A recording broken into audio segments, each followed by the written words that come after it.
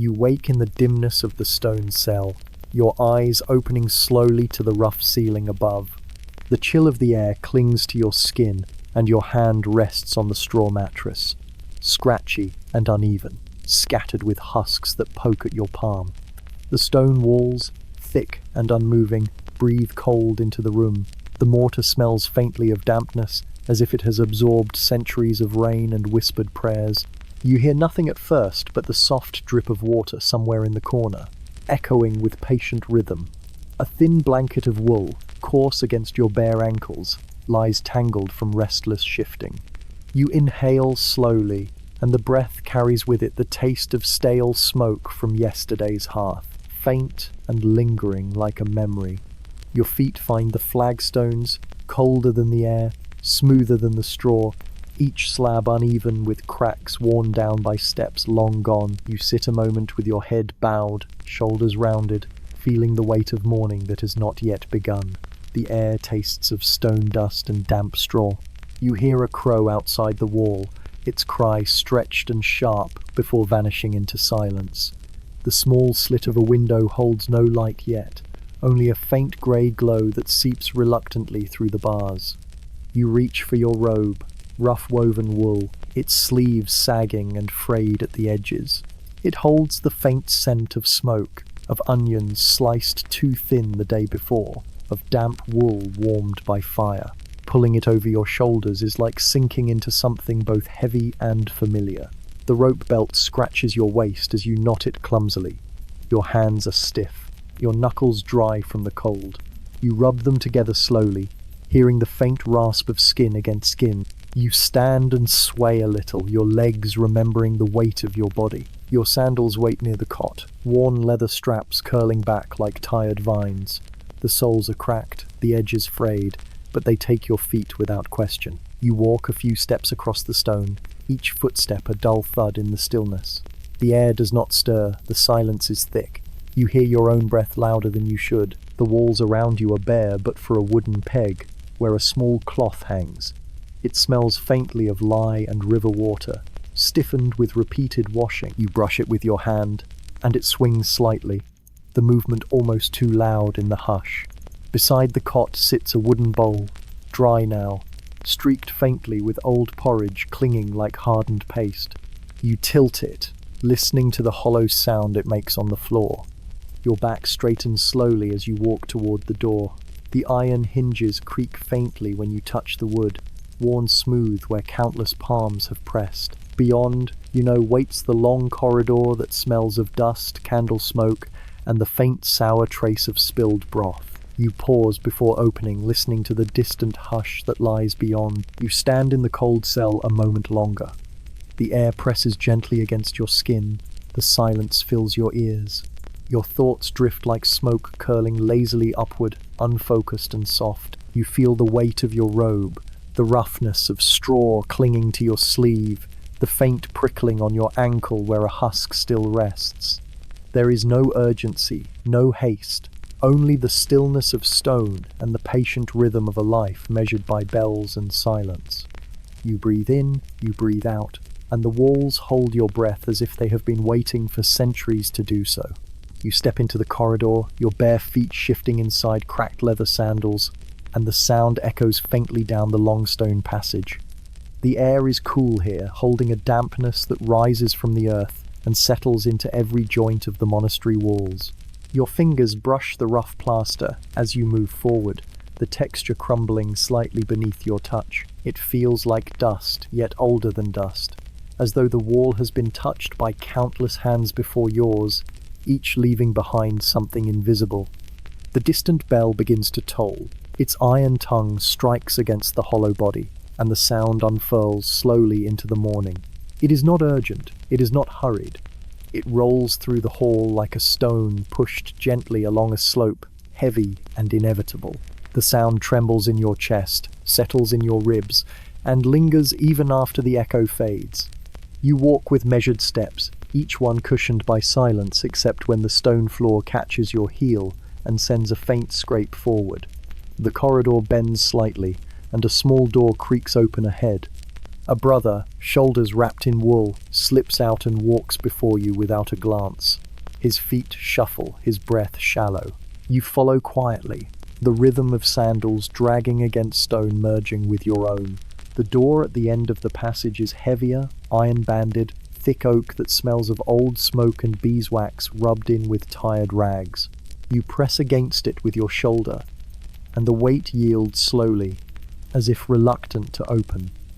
The moment it does, a stream of cold air greets you, sliding over your robe and tugging at your sleeves. You step into the cloister walk, open to the central courtyard. The courtyard is pale in the faint grey before dawn. The grass glistens with dew, and puddles cling stubbornly to the corners where stones have sunk. Water drips from the eaves in long, slow beads that splash into barrels below. The air carries the scent of wet earth, moss, and a hint of smoke from last night's fire. You hear the shuffle of feet around you as others gather, heads bowed, shoulders curved. No words are spoken. No greetings are given. The bell continues its patient rhythm, each note spilling over the cloister arches, mixing with the sound of sandals on stone. You move with the line, slow and even, toward the chapel door. The doorway is low, making you bend slightly as you enter. The stone threshold is worn down in the middle, hollowed from years of weight passing over it. Your foot slides naturally into the groove. Inside, the chapel smells of beeswax, smoke, and damp wood. Candles flicker, their flames small and pale against the vast darkness. The benches creak softly as the brothers settle. You move to your place, the wood polished by generations of robes brushing against it. The air is colder here, the stone walls drinking up every bit of warmth before it can spread. The silence is complete except for the bell's final strike and the shuffle of cloth. Your breath sounds louder now, rising and falling in slow rhythm. You lower your head, your hands resting lightly on your knees. Around you, the chapel feels like a cavern, the ceiling lost in shadow, the air heavy with stillness. You hear the faint clearing of a throat, the rustle of a sleeve, and then nothing more.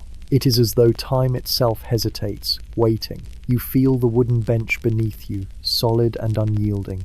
You smell the faint smoke lingering in your robe from yesterday's hearth. You see the candle flames tremble when the air stirs ever so slightly. The morning has begun, though nothing seems to move quickly. The bell has done its work, calling bodies from straw and stone, guiding them through silence, bringing them here. You sit, motionless, breathing in the waxy air, listening to the soundless weight of stone pressing down, and letting the stillness of this hour seep into your bones. You leave the chapel with the slow stream of robes, your steps measured, your breath even. The corridor keeps the last taste of candle smoke. Stone returns the sound of sandals in patient echoes. You pass the cloister walk, pale with weak morning, and come to the refectory door, its latch bright with use. You lift it and enter with the others. The room is long and simple. Narrow windows admit a banded grey that lies across the tables like faded cloth.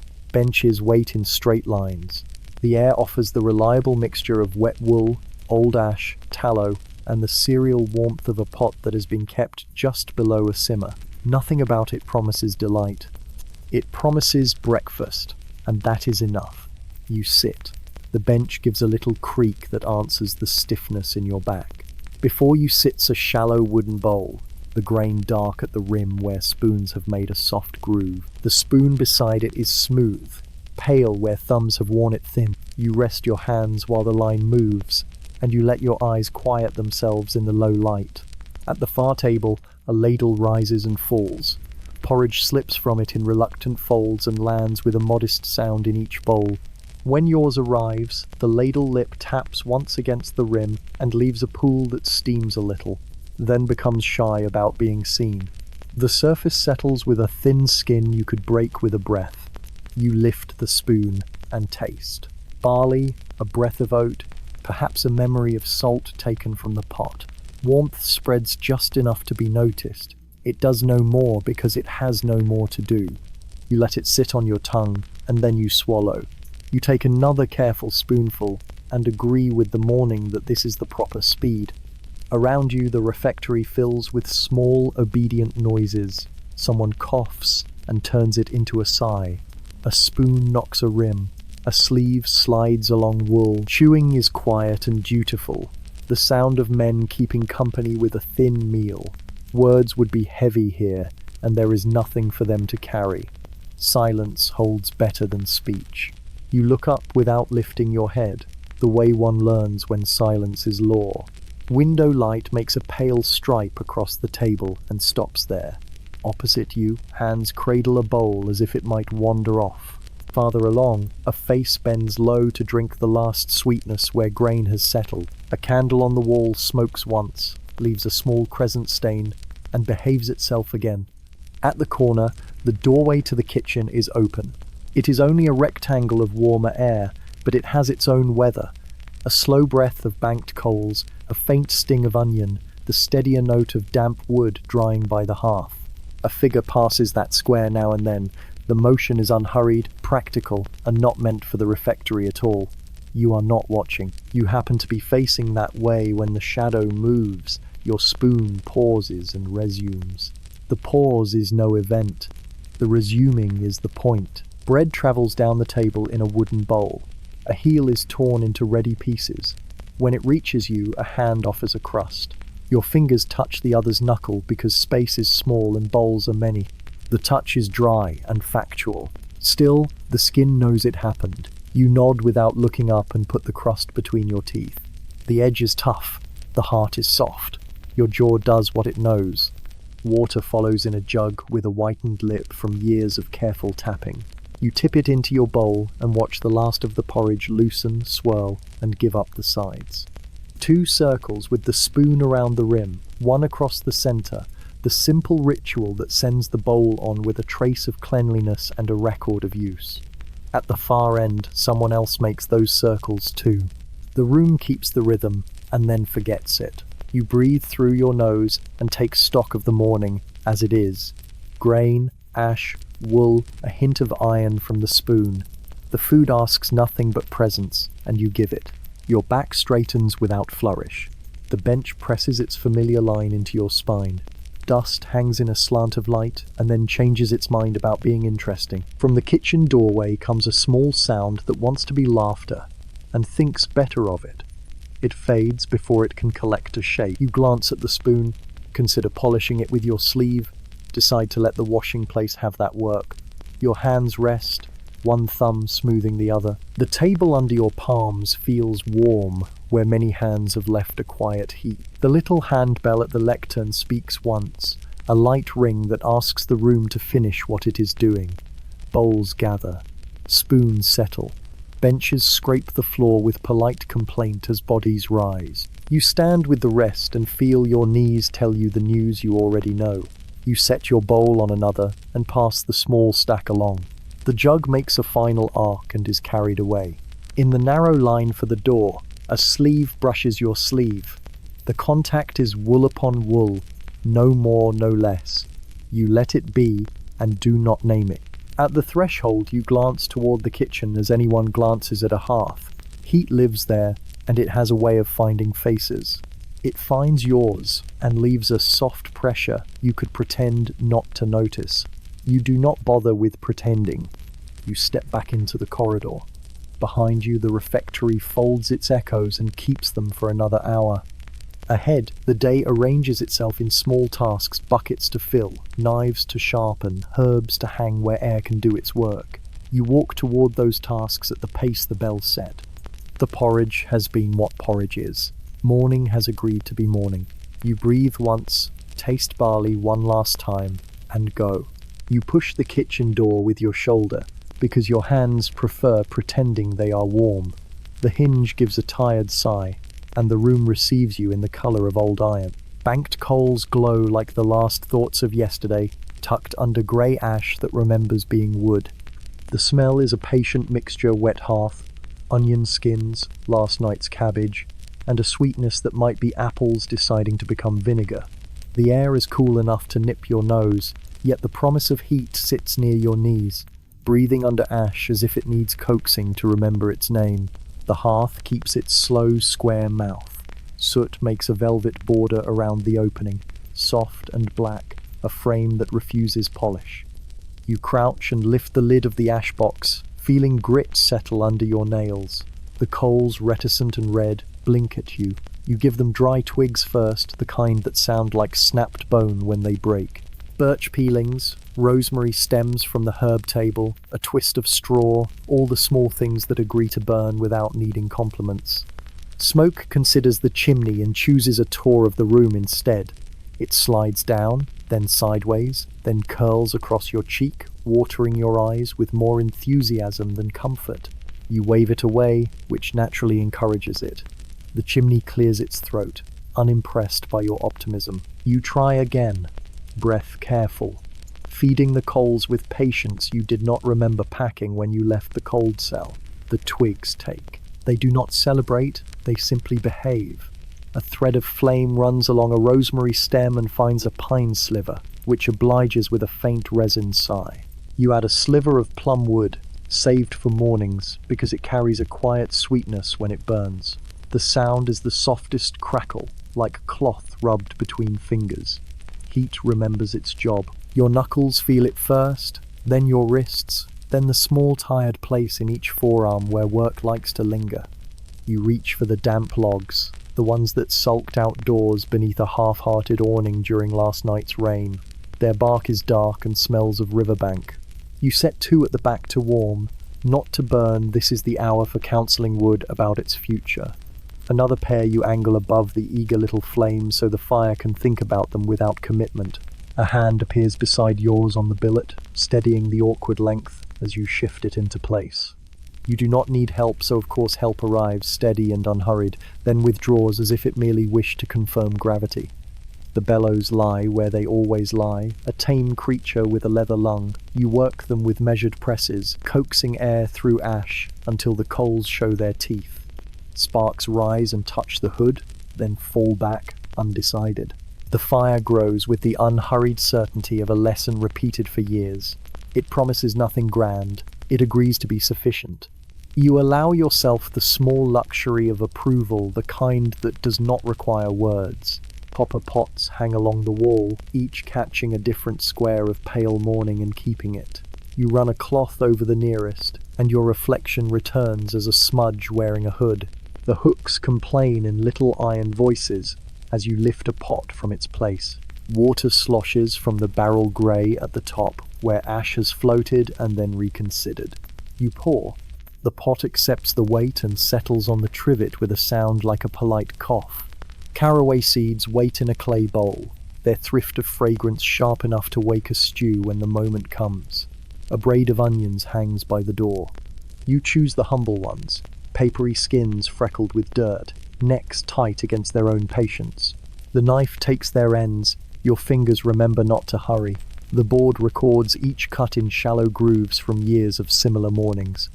The first onion encourages your eyes to complain, but the smoke has already claimed that stage. You blink and continue, letting tears be a simple kind of salt. From the yard, a gust arrives, shouldering the door inward, bringing the smell of wet straw and the faint animal tang of wool cloaks drying on pegs. The flame leans, considers a new direction, and then returns to its duty. You place a log carefully, then another, leaving the small tunnel that every hearth nurse knows. The fire appreciates not being smothered.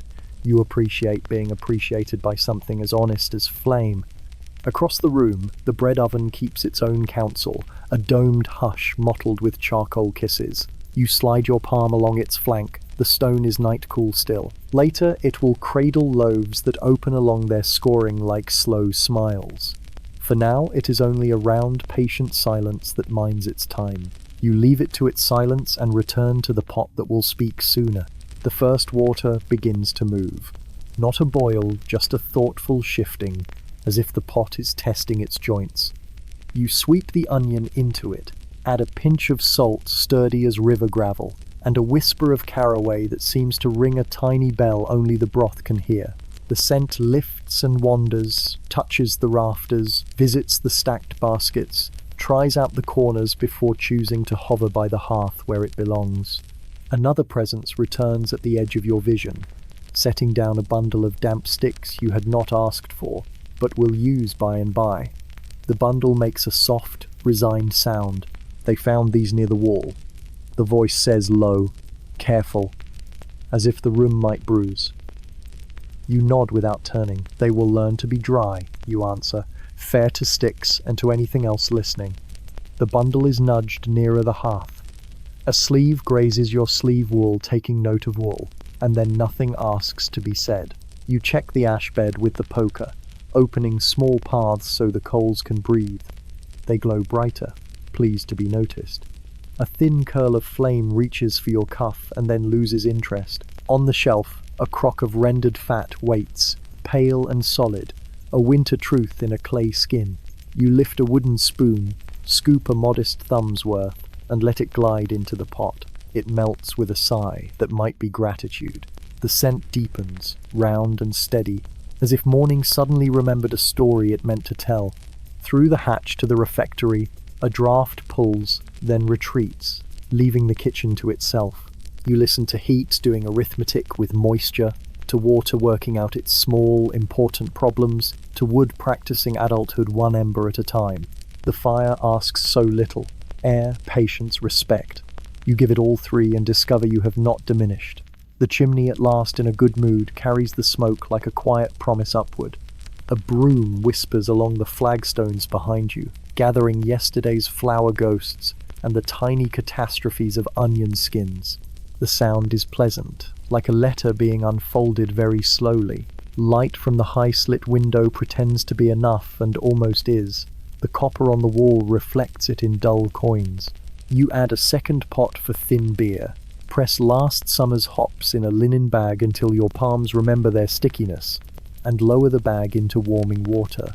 A clean bitterness rises and offers the morning a straight back.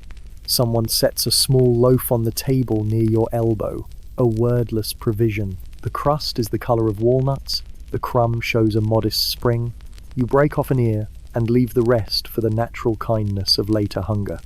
Warmth moves up your fingers into your wrists, into the little cold place that pretends to live in your chest. Bread behaves well without instruction. You let it be clever in silence. The fire, having decided to live, wishes to be fed like any creature that has made up its mind. You grant it a third log, one convinced of its destiny. The hearth crackles no applause, just consent. The copper pot gathers a rim of tiny beads, the sort that promise but do not perform. You let them promise. Promises are useful when they remain promises for a while. You lean back on your heels, wipe your hands against a cloth that barely deserves the name, and look at the room as if you had not seen it every day. Soot gathers in unreachable places and will continue to do so until invited to leave. The door stands ajar, a slice of damp morning holding its breath. Heat is here now. It has a quiet shape.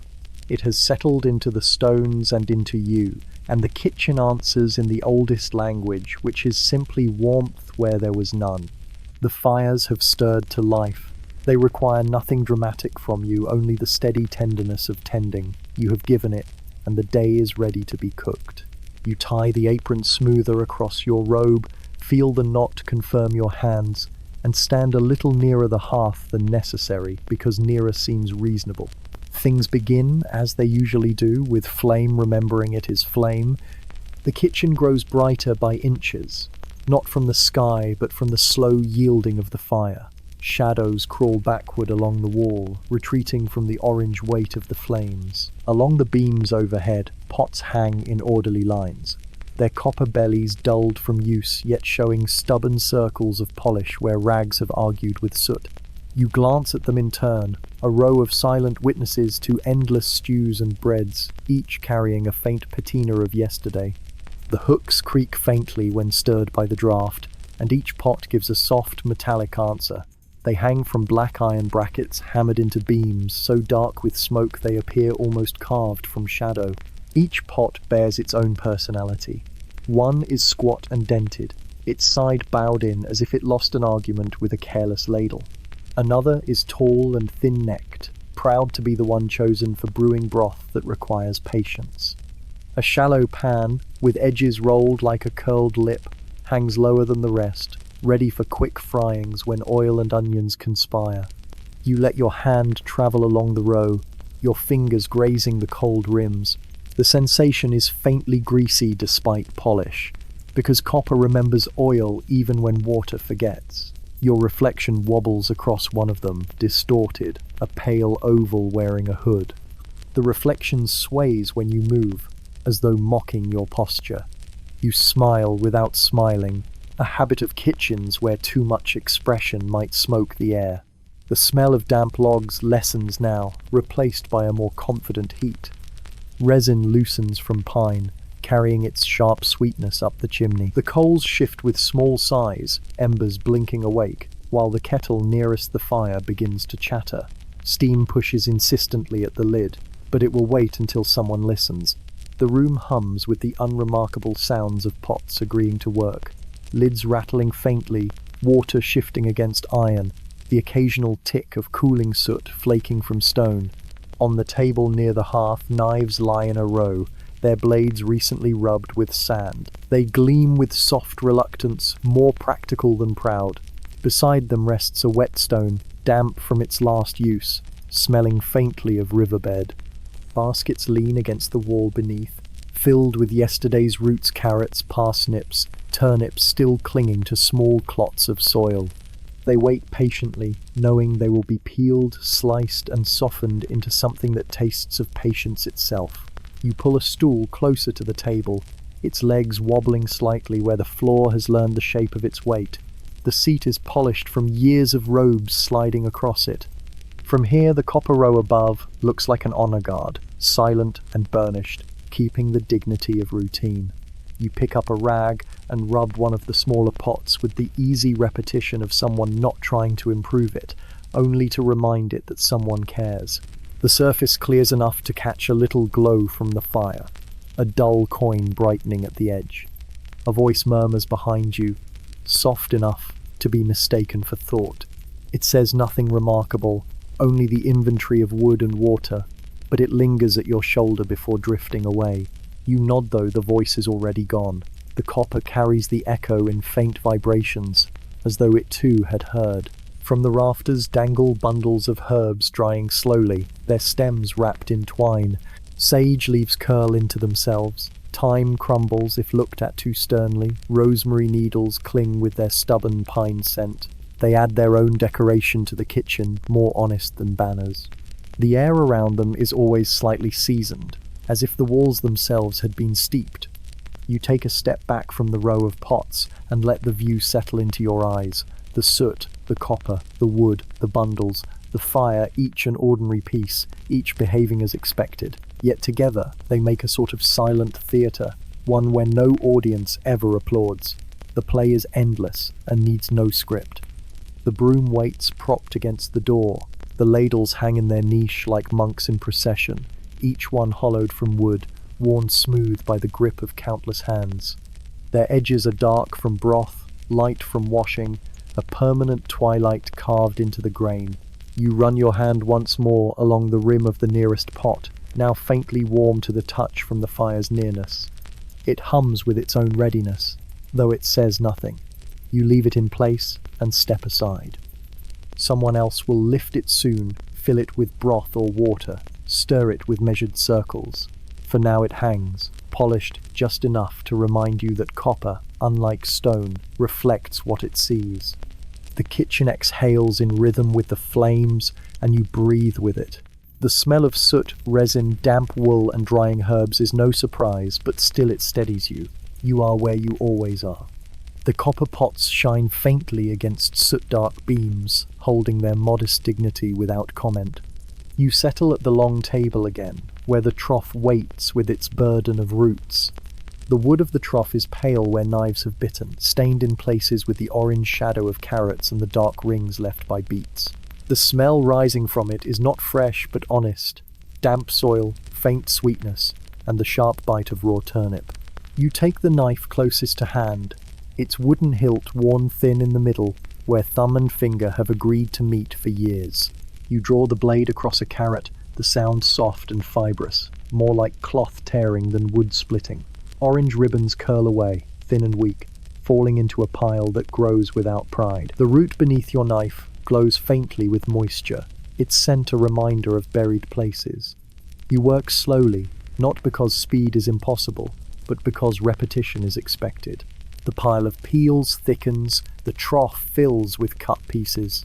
The turnip offers a different resistance, denser, heavier, its white flesh showing the faintest trace of purple near the skin. Each cut leaves a firm chunk that rolls across the trough before resting. You smell its bitterness and shrug at it. Pot will change it, fire will tame it, knives are simply the first persuaders. Someone slides another basket onto the table beside you. The wicker creaks, the roots tumble and knock together with muffled thuds. A hand brushes yours in the moment of setting it down, though it could have been avoided. It remains long enough to be noticed, not long enough to be remarked upon. The basket smells of damp reed and soil that has not given up its claim entirely. You return to your cutting. The rhythm is simple. Slice, gather, push, repeat. The sound becomes a steady pattern, filling the air the way plainchant fills the chapel monotone, regular, soothing through its refusal to surprise. The blade dulls slightly against the tough hide of parsnip, and you press harder, hearing the scrape of steel complain faintly. You pause, rub the knife against the whetstone, and return. The sound changes, cleaner, as though the knife is grateful for being remembered. From the hearth comes a low pop as resin surrenders in the log. Smoke wanders lazily through the rafters, curling around the bundles of drying sage. You feel its presence settle in your sleeve, leaving the faint smell of wood fire that you know will travel with you to prayer and to rest. The onion pile waits, and you choose one, its skin papery and loud when peeled back. The smell rises, strong and immediate, pricking your eyes as if reminding you not to take anything lightly. Tears sting without passion, only as a bodily fact. You slice thin rings, your knife keeping time with your breathing. Each cut makes a pale circle that collapses into the trough, adding its sharp perfume to the growing chorus of earth and root. You pause to rub your hand along the edge of the trough. It is smooth from centuries of this same work, grooves pressed deeper by the labor of hands you will never know. The wood accepts your palm without protest, offering only its cool, firm presence. You add the last onion to the pile and push the cuttings toward the side, making space for the next basket. A small loaf of yesterday's bread waits on the corner of the table. Its crust is hard, cracked like dry clay. You break off a piece, chew it slowly. The taste is flat but steady, softened by the steam rising from the pots nearby. Someone hums under their breath across the room, not a tune you recognize, not even a melody, more the sound of voice filling silence without purpose. The note rises and falls, then fades. You keep your eyes on the knife and let the sound join the rhythm of your cutting until it dissolves. You glance at the pile of sliced roots, orange, white, pale green, streaked with purple. They lie together without order, waiting to be softened into sameness. Your knife rests across the trough, its blade catching the glow from the fire in a dull shimmer.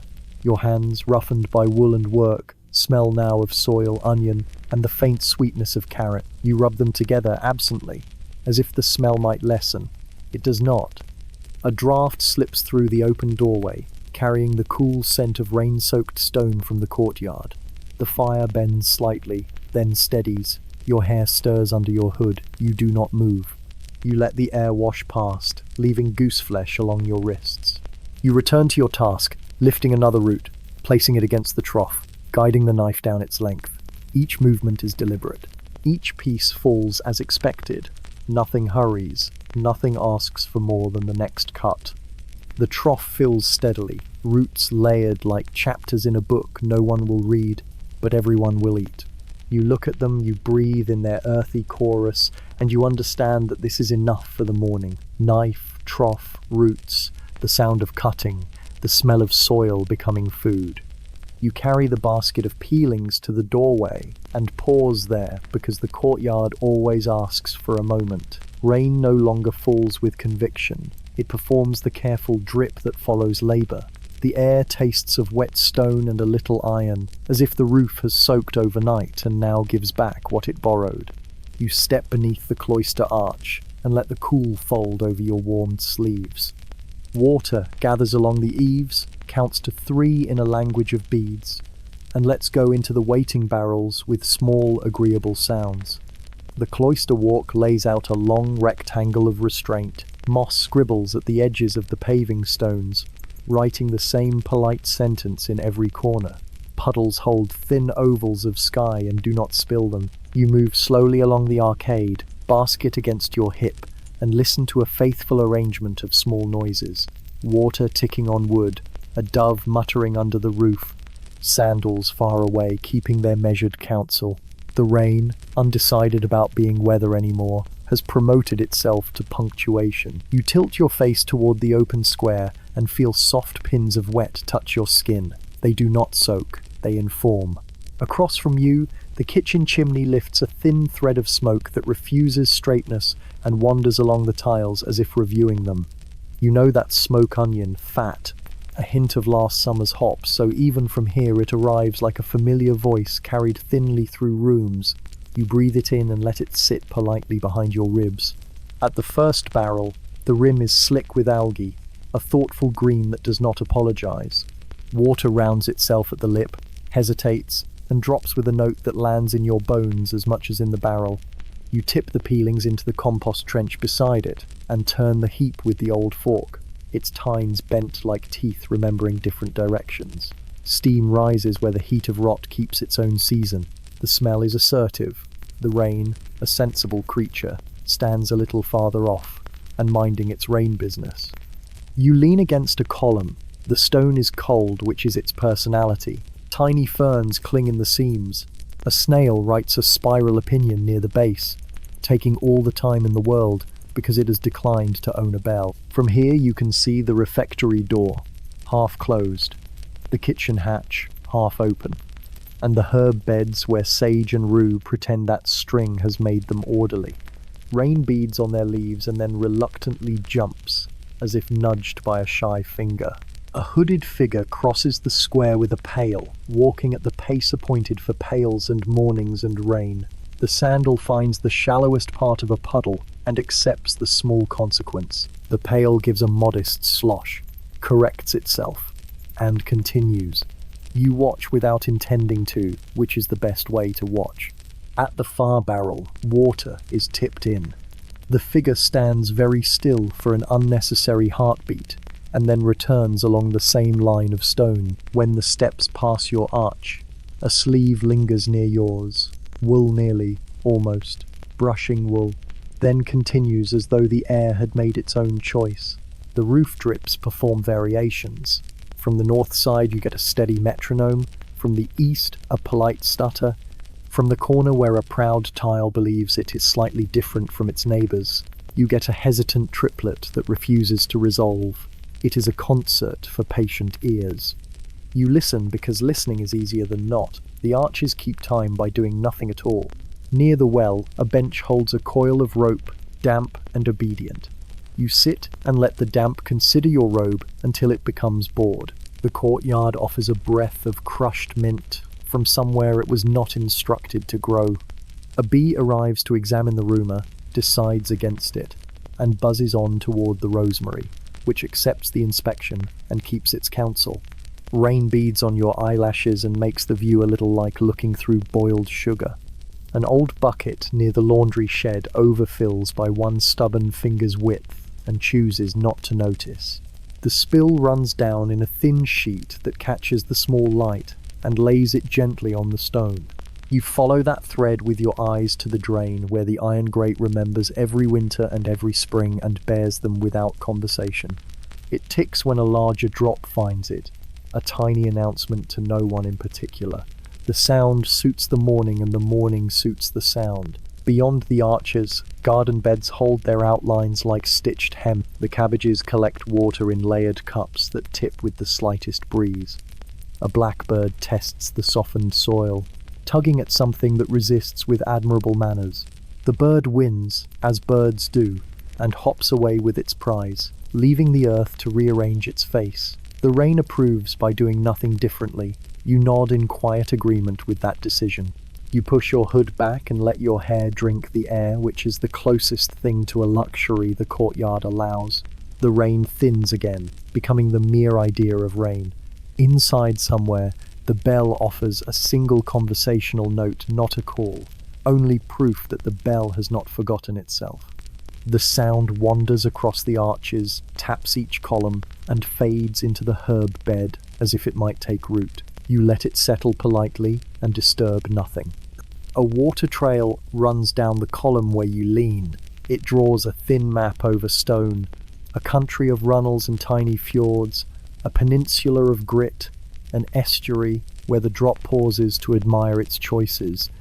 Your finger follows a thumb's breadth of it, and then declines to continue, because this map is better when it makes itself. The stone accepts your touch and remains stone, which is a consistency you can respect.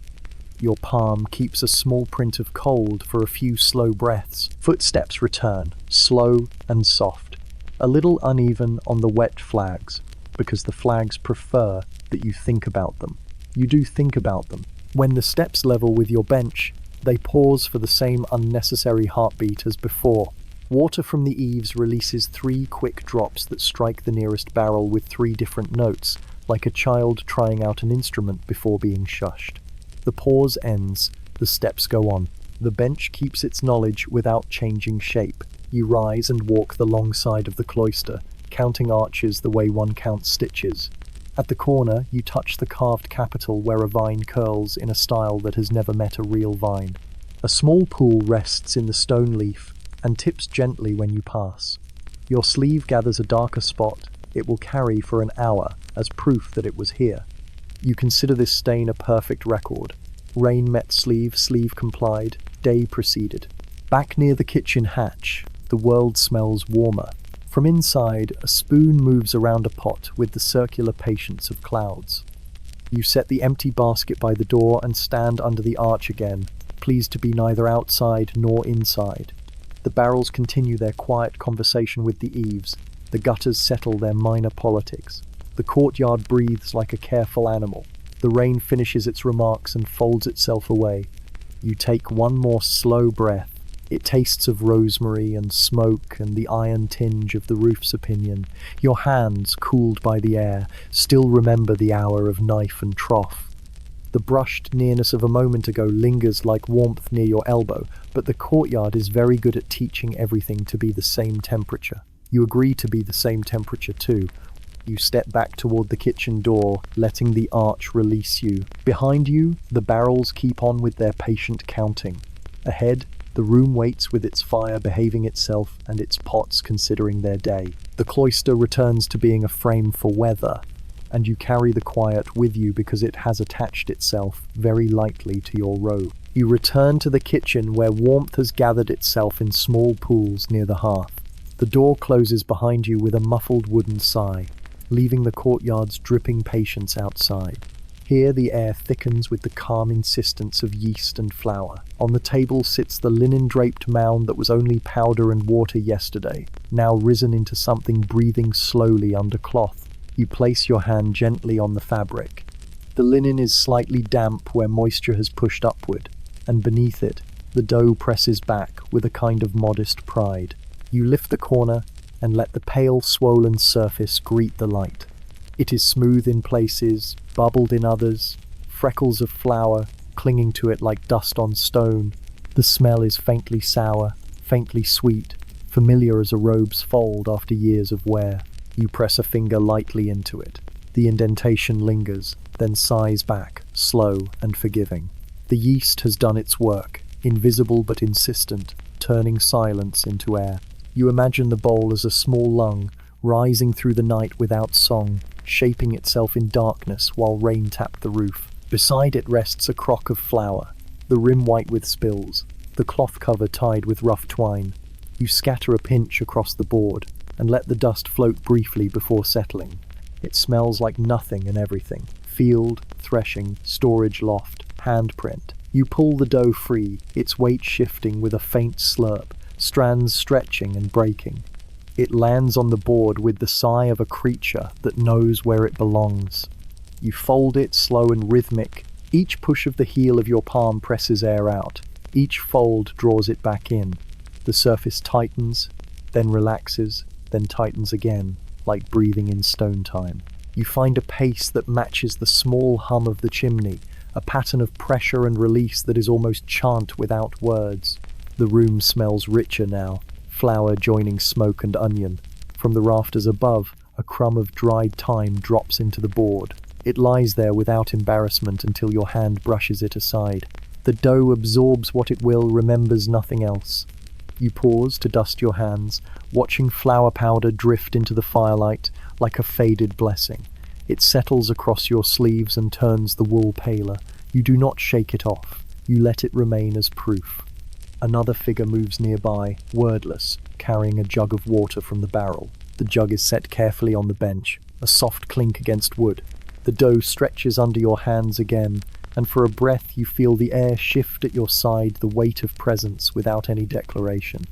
The jug stays, the figure moves away, and only the faint slosh of water remains to mark the moment. You shape the dough into rounds, each one imperfect, each one obedient to gravity. You set them on a floured cloth, the linen sagging into a gentle hammock beneath their weight. They rest, not yet bread, only the idea of it. The oven will finish their lesson later. For now they swell slowly, as if listening to something you cannot hear. The peel leans against the wall, blackened from years of carrying heat. You rest your hand on its handle, smooth from palms, splinters long since taught to behave. It is a tool that remembers thousands of loaves, each one risen under its steady patience. You set it back where it waits. The pot on the hearth shifts into a gentle boil, bubbles lifting at the edges and releasing the smell of onions softened into sweetness. You stir with a wooden spoon, and the circle you draw in the broth mirrors the circle you pressed into the dough with your palms. Both are small repetitions that make the day behave.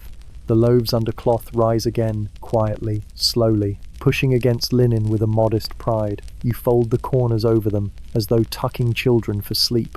The cloth darkens where it touches, damp with their breath. You sit a moment, hands folded in your lap, and watch the steam rise from pot and dough alike. The kitchen hums its low hymn of fire and yeast. It needs no witness, but you are here, so you let your eyes soften, your breath slow, and your shoulders rest under the robe's weight. Bread will come later. For now, you keep it company. The stew pot waits on the trivet, its rim beaded with steam. You lift the lid with the edge of a cloth, and the breath that escapes fogs your lashes. It smells of onion, of carrots softening into sweetness, of turnip surrendering its stubbornness to heat. The air thickens with that smell, winding itself around rafters, pressing into wool, clinging to your skin in a way no washing later will erase. You stir slowly with the long-handled spoon, the circle wide and deliberate. Each turn feels like drawing a wheel on water, slow, even, without destination. The broth swirls, pale bubbles rising like tired thoughts. The spoon's wood darkens where it touches liquid, and its rim creaks faintly in your grip. Your hand warms from the steam, your wrist damp, your face tingling with heat. You add another scoop of roots from the trough. They fall into the broth with dull splashes, settling, then floating up again like half-forgotten ideas. You press them down with the spoon until they agree to stay. A thread of rosemary follows, flicked from a bundle overhead. Its sharp scent pricks through the heavy air for an instant, then softens, hiding among the onions. Around you, the kitchen is quieter than it looks. A ladle clinks against a hook. A log shifts with a faint crackle. Farther down the table, someone hums half a note and lets it dissolve. The stew becomes the center of sound, the occasional bubble rising, the whisper of the spoon moving in circles. You lean closer, letting your cheek take the steam. It settles into your hood, dampening the cloth until it clings. The heat feels like hands pressing gently against your face, not in comfort, not in scolding, simply in presence. Your breath carries the taste of broth before it ever reaches your lips. You pause, lifting the spoon high enough to let broth slip back into the pot in a thin stream. The sound is a soft ribbon, breaking surface and vanishing. Droplets cling to the spoon's edge, trembling before they fall. You watch them longer than needed. A second pot sits nearby, empty but waiting. You drag it closer and dip the ladle, transferring broth with slow care. The ladle scrapes softly, metal against copper, and you pour without hurry, as if broth prefers time to air. The second pot sighs when it receives the liquid, as though grateful for being included. The hearth crackles, sending sparks upward.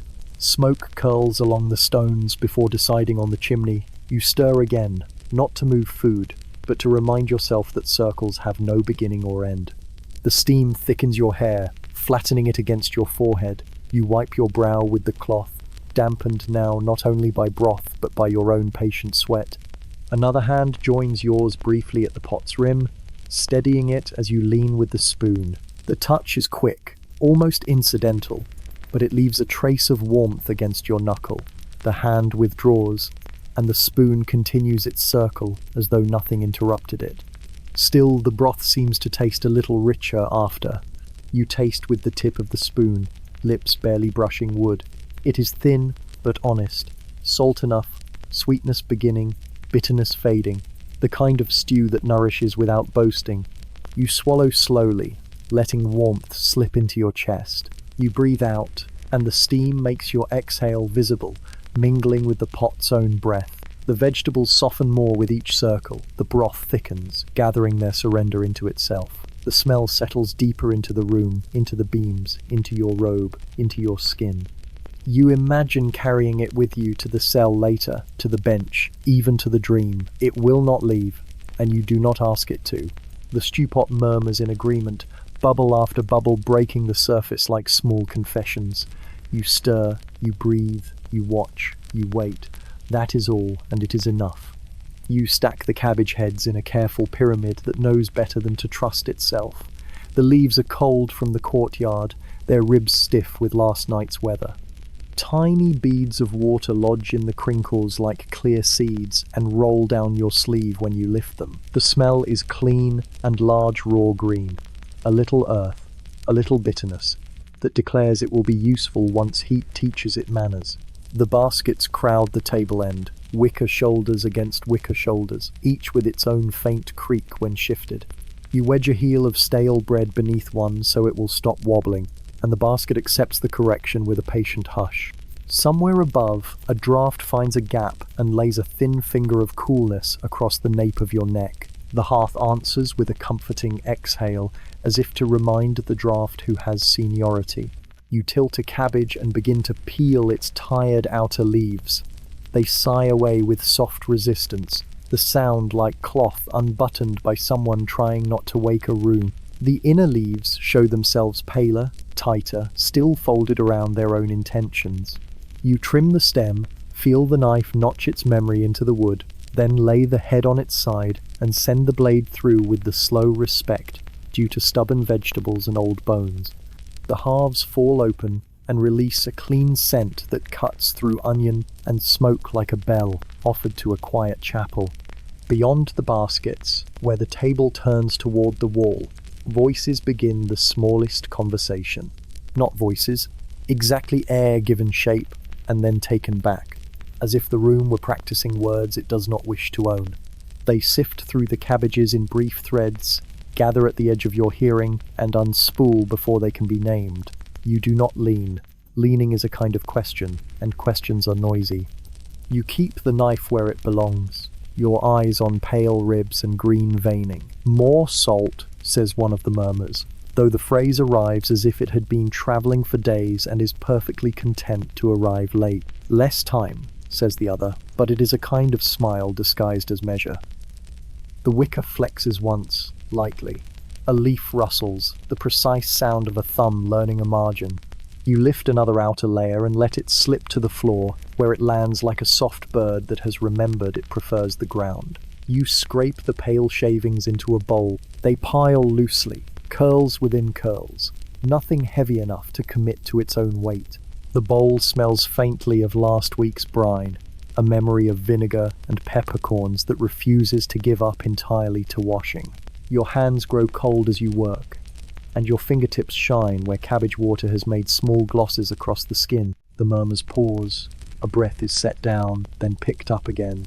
The oven, says the first, but very quietly. as if the oven might be embarrassed by attention. After the bell says the second, and you hear the smile again, a shape that lives in the corners of the mouth and thinks no one notices. The baskets do an admirable job of being baskets. They are excellent at blocking lines of sight while pretending not to try. You set a handful of cut ribbons aside, reach for the crock of salt, lift a deliberate pinch, and let it fall like winter across green. The leaves squeak under your hands when you press, yielding a little water, as if reminded of what they carried out of the garden. Your palms smell now of cold brassica and clean brine. You rub your hands on your apron and keep the motion unimportant. The murmurs are not a secret if no one has asked for them. They are only smaller parts of the air. A fly, convinced of its own patience, traces a lazy script around the rim of the bowl and is guided away by the back of your knuckle. It leaves without taking offense. Beyond the wicker, a light laugh is allowed and then closed. A cupboard door eased shut with 2 fingers. Wood ticks in the fire. A spoon touches the side of a pot and makes a small bell out of copper. The kitchen performs its daily plainchant without rehearsal. You shuffle the baskets further along the table, creating a lane of sight that could exist by accident. It shows only elbows and the slope of a shoulder under wool. The elbow pauses near a bundle of dill, reconsidering. The shoulder leans a hairbreadth farther than necessity, and then returns to the limits written by habit and stone. A single green stem is lifted from the bundle and weighed not for its flavour, but for its noticeability. It is replaced. A sprig of thyme is chosen instead, which has fewer opinions. You fetch the small knife you use when the large knife has said enough. It feels like a whisper in your hand, blade the length of your thumb, handle polished by anxious work. You trim the thick ribs from the leaves and lay them aside for the pigs, who do not stand on ceremony. The pile of usable greens grows to an argument that can be resolved with heat and time. The murmurs take up the careful business of discussing nothing. Barrels offers one. Lids replies the other. They could be arranging the world or arranging a moment. It is not your business. Your business is the cabbage, the knife, the brine, the bowl that remembers other mornings.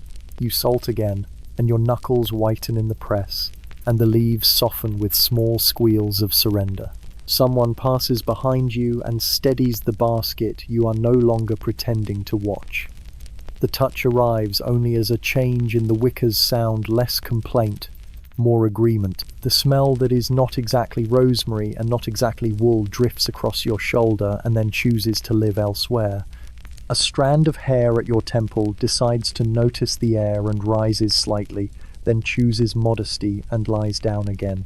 You turn the cut leaves with both hands, lifting and letting them fall so they can settle more compactly. The bowl grows heavy, and you shift its weight closer to your body like a child returned from play. Your hip meets the table edge. The table accepts the news. Your hands, green-fringed now, look like hands that belong to this work, and not to any other. The hearth gives a small cluck of satisfaction when a bubble in the stew finds a way to speak. A scrap of conversation escapes the baskets, thin as a breath through linen. Tonight, it says, which is not a plan so much as a place on a clock that nobody owns. If the bell allows, says the other, a line of humility that is not entirely humble. A leaf slides from your palm, hesitates at the rim, and then chooses the bowl again. You remind yourself that cabbage is not a witness.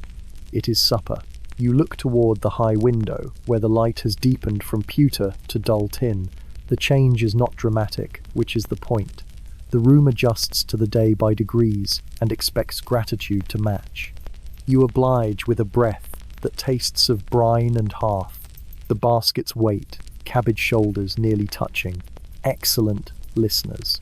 You carry the bowl to the bench by the hearth and set it there so the leaves can warm into their next selves.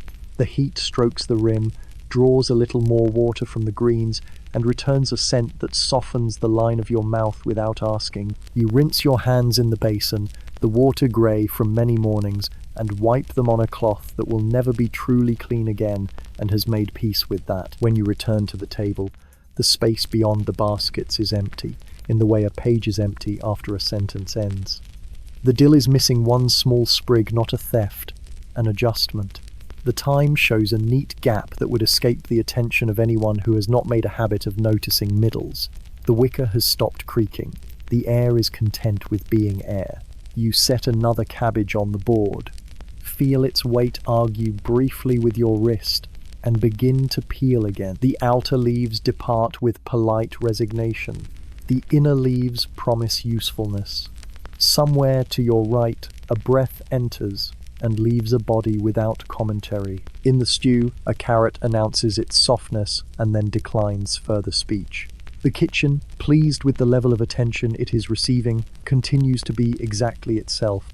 You keep your eyes on the green, your hands in the brine, your ears on the kitchen, the way ears learn to be on kitchens. The murmurs among the cabbage leaves have gone wherever murmurs go when they are finished. Perhaps they join the steam as it climbs. Perhaps they hide between pages of the day when no one bothers to read. You do not look for them. You cut, you salt, you press, you breathe. The bowl grows heavy again, and the room returns to its steady business, having briefly entertained the idea of being more interesting than usual, and then wisely chosen not to be. The spice jars sit along the high shelf, each capped with a wooden stopper worn smooth by many twistings. The row resembles a congregation, silent and expectant, each jar keeping its secrets in plain sight. Clay, glass, wood, whatever vessel was available when it was needed. Dust has settled around their bases like a fine border, unbothered by cloths that pass it by. You reach for the nearest, a clay jar still damp at the rim from morning's humidity. It holds dried marjoram, though it looks like nothing more than brittle fragments of leaf. The smell, once freed, rises sharp and green, cutting through the dull heaviness of boiling root. You pinch a small measure between your fingers and let it fall into the pot. It floats a moment before vanishing, its work hidden but assured. Your hand continues along the shelf, fingers brushing each jar, as if they were prayer beads. Caraway, coriander, dill seeds, a lonely pinch of saffron folded in waxed paper, treasured but rarely touched. Each carries its own history, its own chain of hands that brought it here. Merchants crossing mountains, peddlers muttering promises in marketplaces, brothers trading favors with kitchens in distant cloisters. All that effort now sits quietly on a shelf in a smoke-streaked kitchen, waiting to be pinched and stirred. Another hand reaches at the same time, from the other side. The sleeves brush first, wool on wool, dry and familiar. Fingers pause just beside yours, both sets hovering above the same jar of coriander. A silence gathers around the shelf, heavier than spice, lighter than air. Neither hand withdraws. The jar is lifted, not by one, but by two hands, yours and not yours, tilting slightly, steadied together.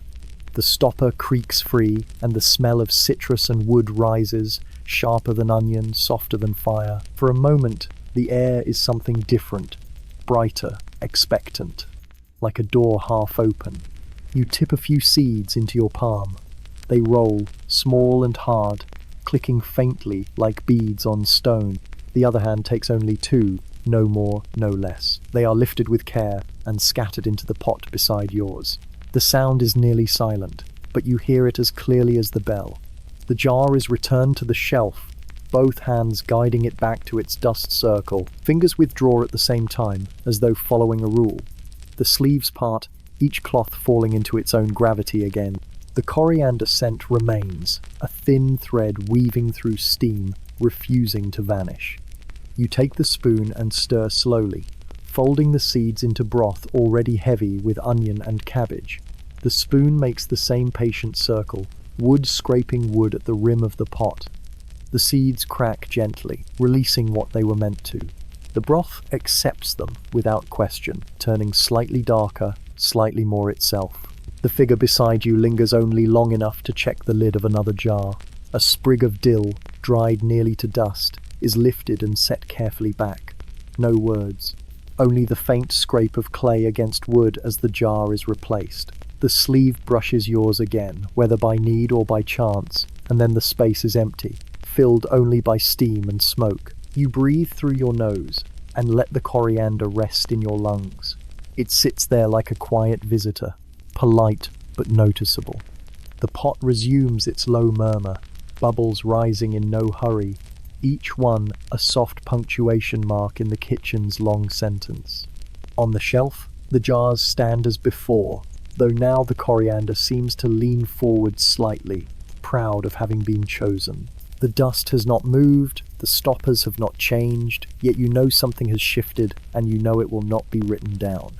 You wipe your hands on your apron, though they are not dirty. The smell of coriander lingers on your fingertips, warm and citrus, sharper than the cloth can hide. You rest your hands on the table, palms open, and the room feels heavier, richer, as though a secret has been folded into its very air. You linger by the hearth longer than the task requires. The oven's open mouth radiates its low breath across your shins, coaxing warmth into your bones. You should move, there are roots to salt, dishes to wash, but your hands rest against the apron's folds and refuse to argue. The air here is heavy with the fat sigh of logs, the sleepy churn of cabbage and carrot in broth, and the faint resin of rosemary. It holds you in place like a chair with no legs. The fire bends toward you when you lean closer, its glow painting the inside of your robe. Sparks travel upward, then vanish, ashamed of their briefness. The oven stones hum with a steadiness that seeps into you if you stand still long enough. It is an invitation with no words, no promises, only heat reminding you it has survived many dawns. Your palms spread toward the blaze, closer than needed. The heat presses back, firm but gentle, warming your knuckles, reddening the skin. You trace small circles above the flame, pretending to test the temperature, though you are not. The warmth pulls inside your sleeves, climbs up your forearms, rests in your shoulders like a cat making itself at home. Behind you, feet shuffle. A basin clinks. The broom sighs over the flagstones. The kitchen is awake in its usual way, but the space here at the hearth feels set apart, claimed by warmth alone. You remain longer, your shadow growing and shrinking against the wall with each breath of the fire. Then it happens, not planned, not spoken. Another robe stops beside yours, just long enough to feel the oven's heat. Wool brushes wool. Two sets of hands rest on the same invisible border between flame and air. Your elbows do not touch, but they listen to each other. The silence thickens, not heavy, not loud, only stretched. The other sleeve lifts slightly as if testing the heat more honestly than you have. The hand stays too near yours for too long, though not long enough to break the rule of accident. The glow paints both wrists the same color. Neither pulls away. A ladle clatters behind you. Someone laughs quietly, not about you, but the sound reminds the room it is not empty. The sleeve beside you withdraws slowly, almost reluctantly, and then finds something useful to do at the table. You are left with the hearth, with its loyal warmth, with your palms still spread, as though they were waiting for more. You close your hands and lower them, folding fingers into fists that soften quickly again. The fire, indifferent, continues its small applause against the logs. You step back half a pace, letting cool air find your face. The warmth clings a while longer before loosening its grip. On the bench nearby, chestnuts crackle in their shells where they've been set to roast. Their smell is nutty, sweet, promising a later moment. You watch the shells split along their scored lines, steam escaping in thin threads. It reminds you that even the hardest things soften when they sit by fire long enough. You move at last, carrying a log to the woodpile, not because the hearth asked for it, but because movement gives your hands something to believe in. You set it down with more care than necessary. The oven's glow follows you, warming your back as you turn. You let it fade slowly, carrying the echo in your robe, your skin, your breath. The fire stays where it is, doing what it always does. But you know that for one moment, longer than needed, you both stood nearer than the work required. The heat will not tell anyone. The smoke will keep its silence. The oven has seen too much to bother remembering. You discover the small heel of bread where someone has left it on the bench by the hearth, the crust as dark as walnut shell, the crumb showing its day-old honesty. It is no offering. It is simply here, which is how most things arrive. You turn it in your hand and feel the coarseness against your palm, the slow give of the inside, the toughness at the edge where heat has made its case. The smell is a quiet mixture of flour, ash, and yesterday's steam, still patient in the pores. You do not bite at once. You set the crust on the board and steady it with your thumb. A knife would be decisive, but the moment prefers fingers, so you bend the heel and listen to the small crack along its back. The crumb opens reluctantly, giving you two pieces that are not equal and do not pretend to be. You keep the larger because you are the one breaking, which is an old rule, and you are confident no one will complain. Around you, the kitchen continues its slow arithmetic. The pot accepts its own bubbles, counts them, and loses track in a comforting way. The oven gives a long, warm breath that does not ask to be named. A ladle touches a rim. A broom writes a thin line on the floor and then erases it. You put the smaller piece of bread aside where it might be overlooked, which of course means it will not be. You chew with the modest rhythm that suits dry crust. Teeth do their work. The jaw obeys. The crumb softens with the kindness of steam still hanging in the room. You tilt your head toward the hearth and let the warmth meet your cheek because it has offered. The taste is plain and decent, like a sentence without adjectives. You have no quarrel with it. A shadow leans on the table opposite. Not much of a shadow, just a slight interruption in the light where the oven's glow meets the bench. A sleeve hovers, then pretends to adjust a jar, then discovers that it has no reason to be here, and somehow remains. You glance at the smaller piece you broke and find yourself amused at how it has begun to look like a plan. You lift it and hold it in your palm as if judging weight. You are very fair. The sleeve lowers. A hand appears, palm up, the briefest cupboard open to air. You could place the crust there now and call it done. You do not. You turn it once more in your fingers until the crumbs make a small constellation along your skin. Then you set it into the waiting palm and make sure your fingers take a little longer than courtesy would recommend. The hand does not close right away. The crust sits there as if it has been invited to think. When the fingers fold at last, your knuckle meets the soft crease at the base of the thumb. It is not a touch with a name. It is simply the geometry of bread and hand and the foolishness of narrow benches. Still, the point of contact remembers itself. The crust leaves a few crumbs behind as it goes, marking your palm as if you had touched a small map and stolen a village. The other hand moves away. The sleeve straightens. The jar discovers that it truly did need straightening, and the crust vanishes along the line of the bench. You wipe the crumbs from your palm onto the board. They fall without noise and join the practical dust of flour that never entirely leaves. A wisp of steam brushes your face from the pot, which chooses this moment to remind everyone of onions. You take another bite of your own piece and find it improved somehow, though the bread has not changed since the last mouthful. You break off a smaller corner and offer it to the stew to soften. It accepts gladly, darkening along its edges, taking up broth like a modest sponge. When you lift it out, the bread leans toward falling apart and decides against it. You place it on your tongue and let the flavors assemble themselves with no hurry. Onion settled into sweetness, turnip almost polite, a breath of coriander you are not thinking about.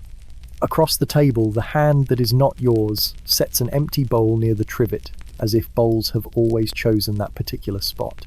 The crust is no longer visible, which is a fact so ordinary it deserves nothing but agreement. The bowl's rim flashes a dull ring of wear that the fire picks out and then forgets. Your eyes do the same. You pour thin beer from the second pot into a small mug, its clay lip chipped into a map of bays and headland. The steam carries the gentle bitterness of hops, the kind that straightens a back so it can return to bending. You drink and feel the warmth spread across your chest with the manners of a guest who knows not to speak first. On the board, your piece of bread grows smaller. You tear another bite and place it against the stew's breath to take on a little warmth. The bite waits there and becomes easy to chew. You think of nothing helpful and find that restful. A basket at your elbow tips slightly and needs a hand to right it. The hand arrives at the same instant as yours. You lift together, and the wicker stops complaining. Fingers, both sets, remain a heartbeat too near the same handle, then discover other occupations in perfectly opposite directions. The basket sits chastened and grateful, if baskets can be said to have such opinions. You return the mug to the bench, where it leaves a faint ring like a pale moon on oiled wood. The ring will fade when the heat forgets it. Some marks are sensible. You brush the board clear with the side of your hand and collect the crumbs with the back of your knife, letting them fall into your palm. They are small, unambitious, easy to lose. You tip them into the pot, not enough to matter, enough to have happened. Someone in the doorway sneezes and apologizes to no one. The oven offers its steady quiet. The stew, relieved of the weight of rawness, begins to sound content. You take the last portion of your crust, press it once between finger and thumb, and feel the hard edge soften simply because you asked it to. You eat it and decide that bread knows more than it ever says. On the bench across from you, a thumb brushes a lower lip quickly, collecting what might be a crumb or might be nothing at all. A sleeve smooths itself. A small sound that is nearly a laugh manages to be only a breath. The world bravely continues. You rinse your hands in the basin, water cold enough to be admired.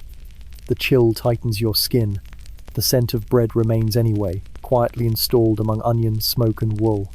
You dry your hands on a cloth that has given up its youth. Your palms, now clean, remember the warmth of another palm as if it had been a handled mug. The memory finds a shelf and sits there with the spices, behaving. You sweep the board with a rag. The crumbs depart like polite guests who were never certain they were invited. The rag smells faintly of lye and a long campaign against permanent stains. You place it back on its peg, where it pretends to dry. The pot calls for one last turn of the spoon, so you give it. The circle, dependable as ever, erases what it draws. You look at the empty space on the bench where the smaller piece of crust used to be, and you admire it for its emptiness. It has done its job. So have you. You take up the ladle, you take up the bowl, and you take up the day again, all with the same hand. The kitchen accepts your renewed usefulness with its usual grace. The passing of a crust was nothing, which is why it will be remembered. You return to the chopping block, its surface grooved and scarred from years of knives explaining themselves. The board smells of oak and onion, the kind of perfume that never leaves even when scrubbed with lye. You lay down another carrot, its orange skin dulled by soil, and set the knife against it. The blade rises, falls, rises again, each stroke steady, measured, inevitable. The pieces gather in a small pile, modest and quiet, waiting for broth. When you pause to shift the pile into a bowl, your eyes travel without intention across the block to the opposite side. There, another knife works with the same rhythm, though the strokes are slightly slower, slightly more thoughtful, as though the vegetables deserved conversation. You glance quickly and then look back at your own work, but in that blink of time, your eyes have met other eyes. The glance was brief, yet it stays, as stubborn as onion scent on skin. The knife continues its work because knives do not wait for thoughts. You slice a parsnip, pale flesh streaked with faint veins, each cut releasing a bitter tang that fills the air between you and the other side of the board. The sound of chopping overlaps your rhythm, their rhythm two patterns running side by side, blending into one cadence, then slipping apart again. You pretend to study the root, they pretend to study the herb sprigs scattered near their elbow. The block between you carries small evidence. Crumbs of dill cling to a damp corner. A sprig of thyme has rolled to the middle, caught between knives as though it were undecided. Your hand reaches to brush it away at the same moment the other hand does. The sprig is lifted by two fingers, then released quickly, as if guilty of nothing but existing. You clear your throat, though there is no reason. They tap the knife twice against the wood, a rhythm that could mean everything or nothing. The silence afterward grows wider, filled with the sound of knives striking root, root yielding to steel, wood catching the blow. Steam drifts from the pot on the hearth, carrying warmth across the block. It curls upward and hangs between faces, blurring the air. You wipe your brow with the back of your wrist, and in the blur you see eyes again, lifted from the work, holding yours for 1 second too long. You lower your gaze to the block, but the heat of the glance lingers on your cheek like firelight. A cabbage leaf falls from the pile, gliding slowly to the floor. Both of you lean at once. Your fingertips brush against theirs just above the leaf. The contact is dry, fleeting, but unmistakable. You both retrieve your hands as if the leaf had burned you, leaving it to rest where it landed. The moment closes with a knife striking root again, louder this time, as though to seal the air. You place the chopped roots into the waiting bowl, sliding them across with the flat of the knife. The other hand does the same, the bowls filling together, 2 heaps of food side by side. The steam thickens, clouding the edges of sight, making the chopping block feel smaller than it is. You pause once more, knife tip resting in a groove. The grooves are many deep lines from countless mornings, from knives wielded by hands that never noticed who else stood across from them, yet your hand hesitates there, caught in a mark carved by another life.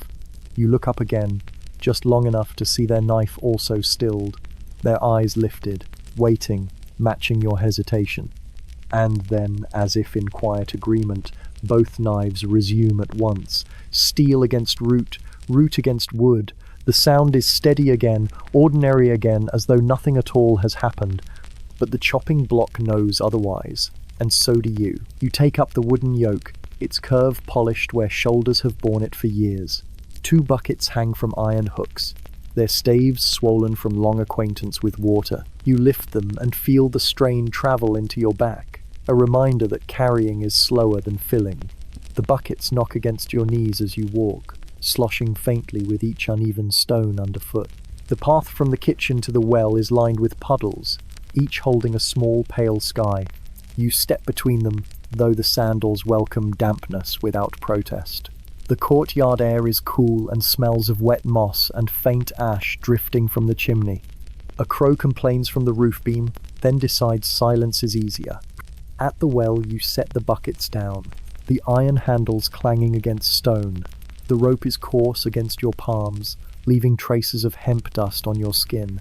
You lower the bucket, hearing it creak as the pulley groans in sympathy. The sound of wood and rope together is older than you, and shows no interest in being improved. The bucket touches water with a hollow slap, then sinks. You feel the weight shift suddenly as it fills. You haul it up, the rope pressing hard into your hand, your shoulder tightening with the effort. When the bucket emerges, water spills over its edge and trickles down the outside in thin silver lines. You set it down and repeat, the second bucket following the first with the same tired song. Now full, the buckets swing heavy from the yoke.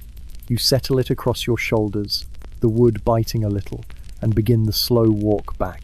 The buckets sway, their surfaces trembling with each step, catching bits of sky and bits of wall, spilling neither.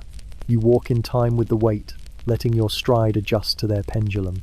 Halfway across the courtyard, another figure joins your side, carrying nothing. Their pace matches yours without effort. The silence between you is filled with the steady sound of water shifting in wood.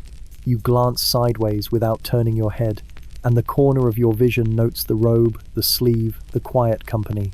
The stones are uneven here, worn into dips by many feet. Your left bucket strikes lightly against theirs, though they do not carry one. The sound is hollow, wood to wool, no harm done. Still, the echo of that touch hangs in your ears longer than the sound itself. At the cloister walk, you both pause beneath the arch. You rest the yoke on the ground and roll your shoulders, feeling the ache bloom then fade. The other hand reaches out to steady one bucket as it settles, though it needed no help. The hand lingers half a breath too long on the iron handle, then withdraws as if reminded. You lift the yoke again. The buckets slosh their complaint, but you manage them into the kitchen where the fire greets you with its warm breath. You set the water down by the hearth, filling the air with the clean metallic scent of fresh-drawn well.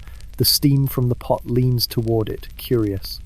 The other figure sets nothing down, yet stands for a moment as though they had carried the same weight.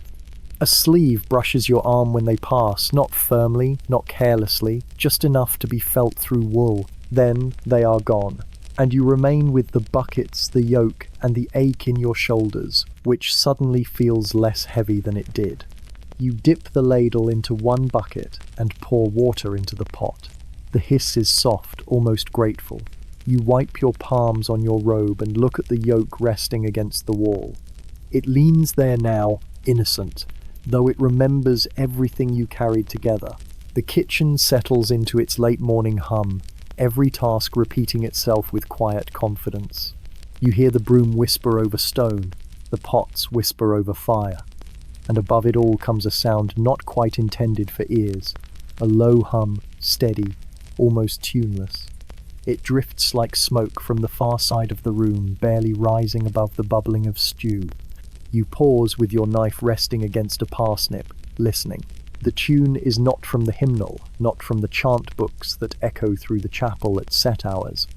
It is looser, more private, no words attached, just a line of sound sliding up, then down, then staying somewhere in the middle as though undecided. The kind of tune that keeps a person's hands busy without their mind wandering too far away. The parsnip waits while you listen. The hum wavers near the herb bundles hanging from the rafters. It blends with the crackle of the fire until it becomes uncertain where one ends and the other begins. The voice is low, never sharp, more vibration than note. It swells once, just enough to be noticed, then tucks itself back into the background, as if shy about being overheard. You return to the knife, slicing clean, measured pieces. The hum continues, weaving itself between each stroke, filling the spaces your silence leaves behind. You catch yourself tapping the tip of the blade softly against the board in rhythm with the sound, as though accompanying it without meaning to. The tune shifts slightly, accommodating your rhythm, and you wonder if the coincidence is noticed. You add the pieces to the pot, where they vanish into steam.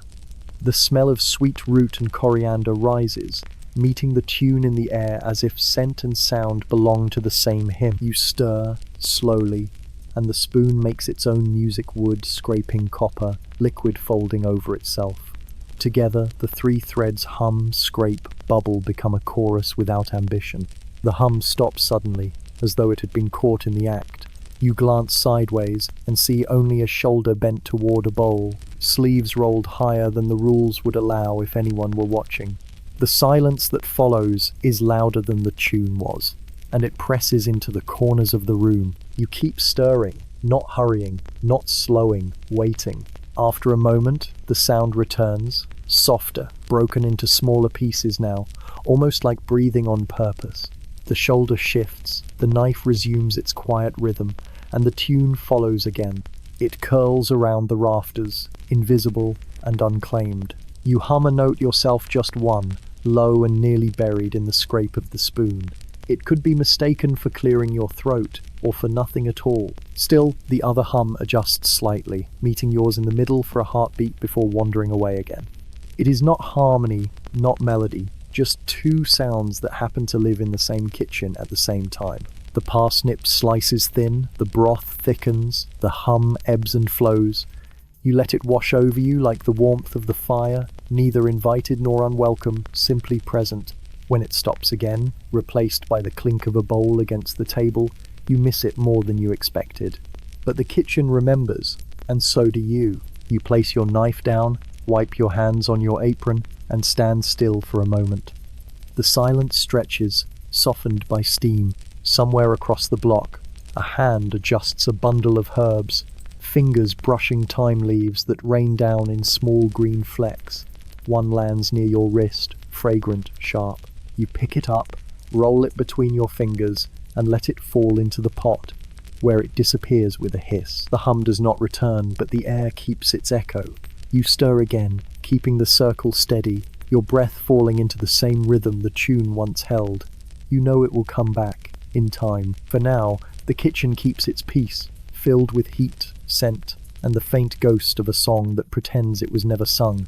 You stand on the low stool, the wood wobbling faintly beneath your sandals. Above you, the rafters spread their dark beams, blackened from years of smoke, their surfaces rough where the fire's breath has licked but never consumed. Strung across them are bundles of herbs tied in twine, their shadows hanging long and uneven against the ceiling.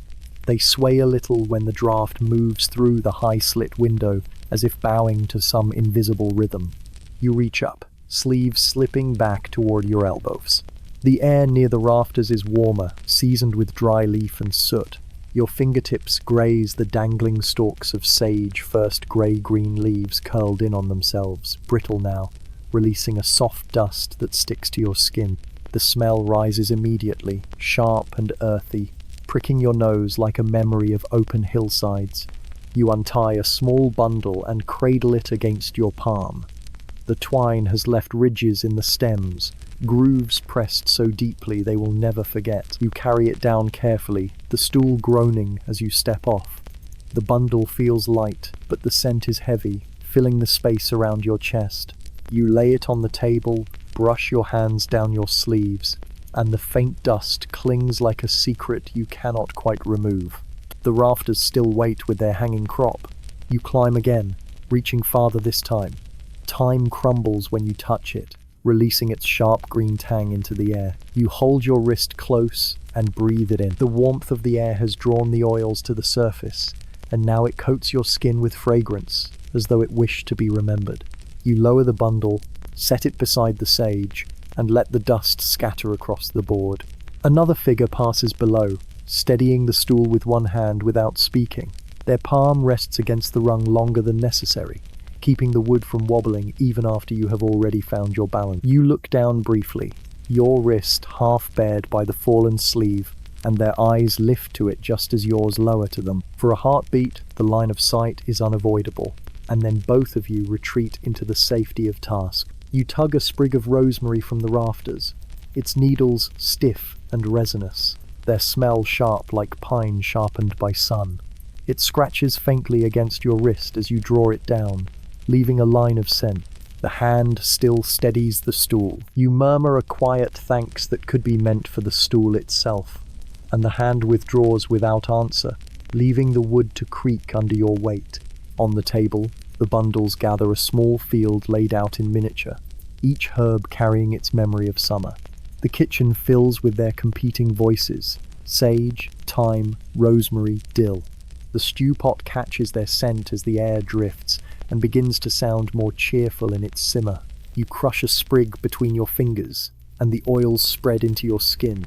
You rub your thumb across your palm, feeling the faint tackiness, smelling the sharp greenness that lingers there. You tie the bundles again, smaller now, meant for the day's use. The twine scratches your wrist as you pull it tight, leaving small marks on your skin that echo the ridges on the stems. You set the bundles near the hearth where the heat will remind them to release more of themselves into the air. Above, the rafters sway slightly with the draft, empty spaces showing where bundles once hung. The ceiling feels higher now, its beams stretching back into shadow. Dust falls in lazy drifts, lit by a shaft of sun that has finally chosen to appear at the high window. It catches the dust and makes it glow faintly, a soft golden haze against the black beam. You rub your wrists together absently, brushing off the last clinging fragments of sage and thyme. The skin there tingles with scent, sharper than the soap you will use at day's end. You lower your sleeves again, hiding the marks of twine and herb beneath wool. The rafters return to their quiet, hanging shadows once more. The bundles rest on the table, waiting to be crumbled into the stew. The smell in the kitchen is brighter, greener, less heavy with root and smoke. You sit back on the stool and let the fragrance fold around you, as if the air itself had decided to be generous. You sit near the hearth again, spoon in hand, the broth moving in slow circles under your wrist.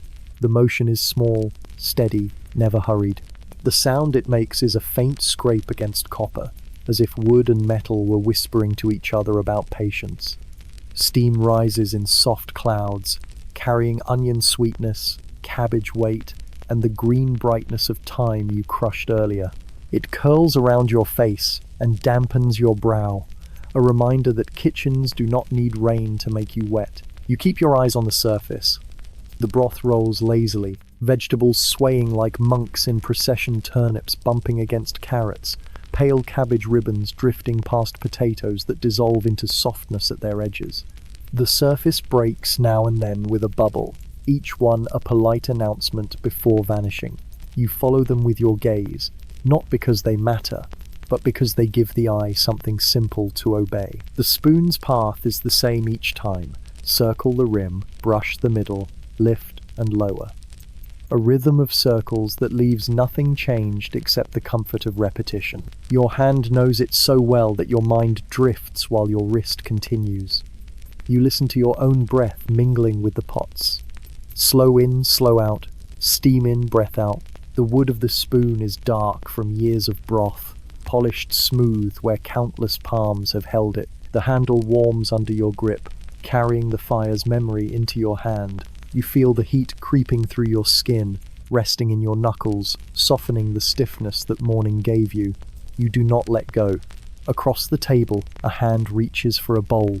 The movement is unremarkable, but the sleeve shifts, and in the shifting you catch the faint outline of fingers brushing a jar. The hand hovers near your side of the table for a heartbeat, then withdraws. The jar remains untouched. The air feels thicker for a moment, though nothing has changed but you're noticing. The spoon dips into the broth, lifts, and pours the liquid back with a thin stream. The sound is quiet, like rain finding its way through leaves. Droplets slide down the spoon's edge, trembling before they fall. You watch them disappear, one by one, into the pot. You stir again, as though to erase the pause. The smell grows stronger as the broth thickens, onions melting into sweetness, herbs unfolding their voices. A sprig of rosemary floats near the surface, its needles darkened and soft. You press it under with the back of the spoon, and it resurfaces stubbornly, as if unwilling to let go of air. You leave it alone. It will soften in its own time. The hand returns, this time carrying a ladle. It dips into the broth just beside your spoon. For a moment, two circles overlap your slow one, their careful one steam rising between. The spoons brush once, wood against metal. A soft clink that should mean nothing. Neither of you comments. The ladle withdraws, full, leaving your spoon to continue its endless round. You lean closer to the pot, letting steam blur the air until everything looks softer. The broth swirls under your hand, vegetables moving in quiet surrender. The circle widens, narrows, widens again. You could do this forever, and the pot would never argue. You rest your chin briefly on your wrist, the spoon still moving. The circle does not falter. The kitchen fades to hums and crackles and breaths. You feel the warmth on your face, the dampness on your brow, the weight of the wooden handle in your palm. The spoon moves. The broth circles. The moment stays. By the doorway, the row of pegs keeps its strict little order. Cloaks hung like obedient shadows. Hems aligned as if measuring one another. Hoods folded with the dull pride of things that know their place. The stone beside them is worn smooth where palms have pressed while reaching. A polished stripe in a wall that otherwise prefers roughness. The draft lives here, slipping under the door and along the floor, making the pegs click softly as wooden tongues. Today, one cloak has decided rules apply to other cloaks. It hangs 2 pegs away from where it belongs, thrown up not quite inside out, not quite straight, its hem angled toward the hearth as if hoping for attention. The wool shows a darker band where rain marked it and then lost interest. A thread of straw clings to the edge, stubborn as a small idea. The clasp at the throat is half latched, a little open mouth that forgot to close. You notice it because not noticing would require effort. You are bringing kindling from the basket, and your sleeve gathers a cold brush from the draft that owns this corner. The other cloaks behave. This one considers. You pause with 3 sticks in your hand and look without looking, the way one learns to look when kitchens are full of small witnesses that prefer not to testify. The smell here is different from the hearth's breath. Under the usual smoke and wet wool, a thin line of rosemary lingers, not from the rafters, but from oil rubbed into cloth. There is also a faint soap the laundry rarely produces, the kind that leaves no perfume except an absence of everything else. You stand close enough to smell and far enough to deny you were ever near. The peg above the mislaid cloak is lightly scuffed, as though someone reached in haste and changed their mind. You might straighten the rebel out of pity for the pegs if not for the intelligence of your hands, which prefer to seem unhelpful. You set the kindling in the scuttle instead. Hear the rattle of thin sticks becoming future flame, and allow the cloak to continue its experiment with geometry. You crouch to sort the kindling thick pieces to one side, thin to the other, because sorting is useful when thinking is not. Your shoulder brushes the lower edge of the cloak. Cold wool touches warm sleeve, and the difference teaches both to behave. A thread catches on your cuff, thin as a hair, and you free it carefully, as if unwinding a note you would prefer not to read. At the far end of the pegs, another hand arrives with a broom and the casual authority of someone who owns nothing but is responsible for everything. The broom begins its soft sentences along the floor, gathering flower ghosts and the onion skins that slip under benches to dream. The mislaid cloak performs indifference. Draft, you say to the air, which is an accurate remark. The broom agrees by sweeping once across a damp circle on the stone, smudging it into a dark crescent that looks like a thought half finished. 2 fingers tuck a straw from the hem, the gesture professional in a way that refuses to be anything else. You stand and tug the door a finger's width to encourage the draft to choose a new hobby. The hinge answers in a language it learned from rain. Outside, the courtyard keeps its pale day. Inside, the pegs settle. The cloak still leans toward the hearth like a pilgrim considering a shortcut. If you were to straighten it, you would take the hood, turn the hem, find the clasp, and close the small open mouth. You do none of that. You touch the peg instead, just the peg feeling the warmth that hands leave even in cold stone rooms. The wood is worn smooth from years of simple certainty. The cloak ignores your caution and continues to be itself, which is perhaps the point of cloaks. A sleeve approaches, familiar in its quiet. It reaches for the neighboring robe and shakes a rain bead from the edge, careful, practiced, unbothered. In the same unhurried motion, the sleeve nudges the wayward cloth a thumb's breadth higher on its peg. The adjustment looks like nothing at all. The hem straightens as much as its personality allows. The clasp closes with a soft click that might be the sound of manners. Better, you say, but only to the broom, which has finished speaking with the floor. The other sleeve withdraws, claiming a ladle from the wall as though it had always come for that. The ladle lifts, the pot accepts it, and the kitchen resumes its study of circles. You add the kindling to the hearth in the little tunnel you always leave so flame can remember it is not alone. Heat responds. As faithful as an old dog, the draft slackens, sated by a crack under the sill you cannot see. The row of cloaks returns to orderly shadow. Even the rebellious one, chastened by circumstances, rests more convincingly now. Still, it keeps one small announcement.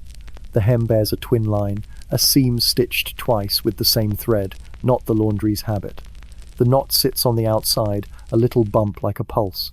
You would not have noticed if the cloak had not asked to be noticed by standing badly. You let your finger drift near, not touching, and then turn away with the excellent sense of someone who knows the difference between seeing and keeping. A bell speaks once from the refectory, not a call, only a reminder that time exists even when kitchens pretend it does not. You lower the stew lid, fold the towel, and lay it back on its hook. On your way past the doorway, you do not look again at the pegs, which is of course why you know exactly how they stand. The draft has chosen elsewhere. The cloak presents itself as if it had always been exemplary. You allow it the courtesy of being believed. You return to the hearth and the honest company of heat. The kindling settles into ember, the spoon resumes its rounds, and the kitchen resumes you. At your back, wool hangs, dries, forget. At your hands, broth thickens, remembers. Between those two, a door keeps its mind on hinges, and you keep yours on the work that proves you were here. On the hearth's side table, a small pan waits, blackened along its rim, its bottom scarred from years of fire. Inside it lies a shallow heap of chestnuts, their shells marked with neat little cuts made earlier with a paring knife. The cuts are crooked but serviceable, enough to let the steam escape when heat persuades the nuts to open. They rest there, like patient stones, dull brown, faintly glossy, where the knife has revealed paler flesh beneath. You shift them into the embers with the flat of a shovel, their shells clicking softly against one another. The fire accepts them with a low sigh, and almost at once, the smell begins.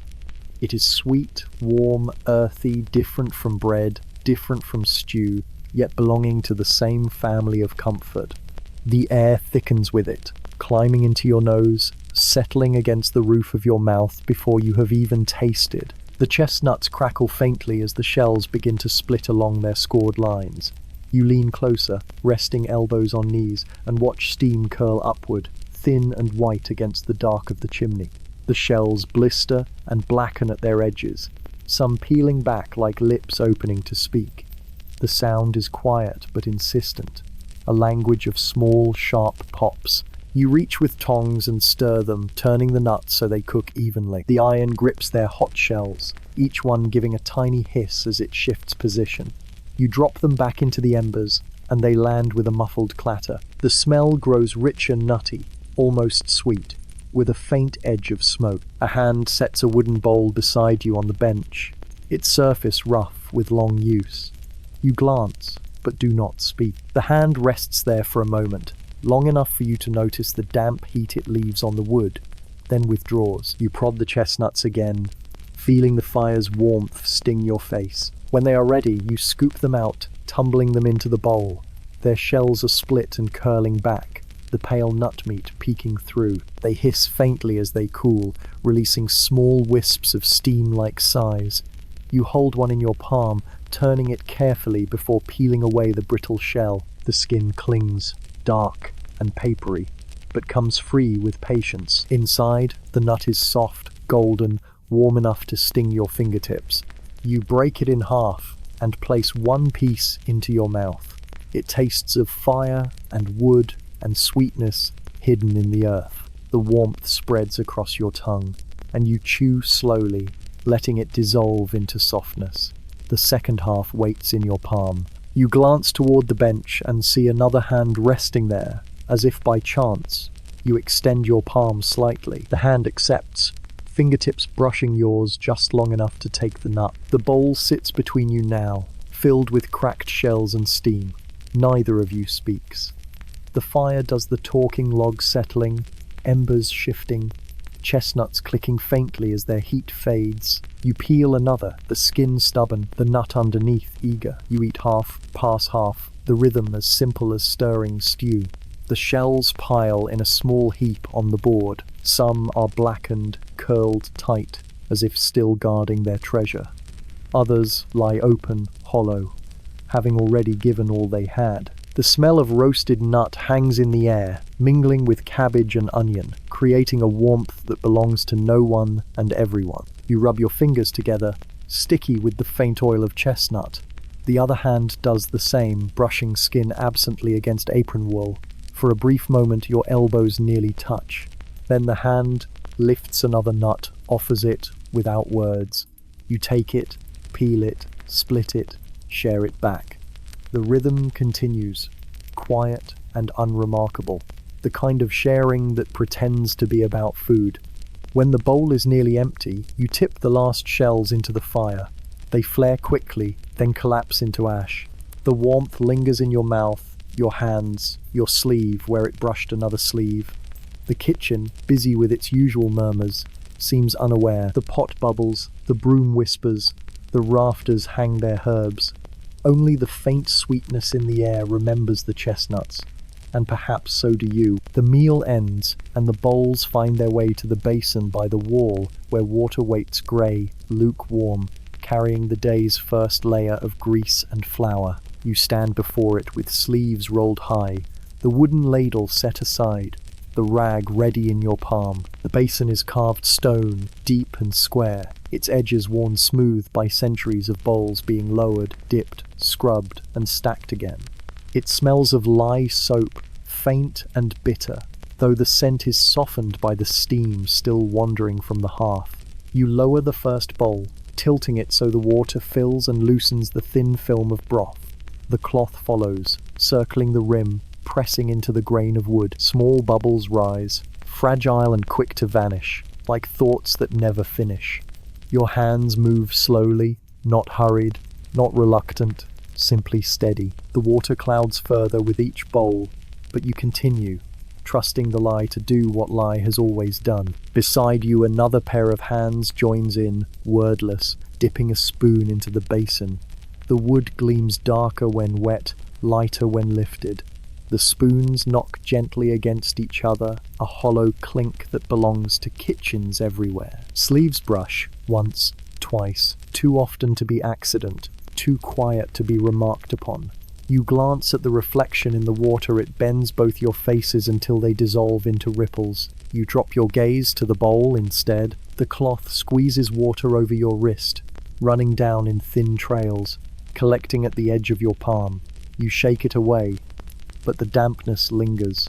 The other hand reaches into the basin at the same moment, fingertips grazing yours under the cloudy water. For a second, you cannot tell which fingers belong to which hand. Then the bowl is lifted, rinsed, and set aside, leaving the contact behind with the soap bubbles. You continue without pause. Another bowl, another circle of the rag, another rinse, another stack. The rhythm calms, steady as a chant without melody. The pile of clean bowls grows taller, leaning against the wall in patient silence. The water grows darker, less forgiving, but still serviceable. The sound of cloth against wood, wood against stone, water against basin, it fills the air more completely than words ever could. Your hands redden from the lie, the skin tightening slightly, but you keep moving. Across from you, the same motions mirror yours. 2 cloths, 2 sets of bowls, 1 basin, 1 rhythm. When the last bowl is set aside, the water is little more than a grey shadow. You lift the basin with care, tilt it toward the drain at the floor. The water leaves in a slow stream, carrying foam and scraps with it, until the stone is bare again. You wipe the rim with the cloth, hang it back on its peg, and flex your hands to ease the sting. The other hands rest briefly on the edge of the basin, knuckles pale, veins faintly blue under damp skin. They remain there longer than necessary, as though listening to the stone itself. Then they withdraw, leaving only the faint smell of soap in their place. You dry your palms on the apron, the fabric rough against raw skin. The basin is empty now, the bowls stacked, the spoons quiet.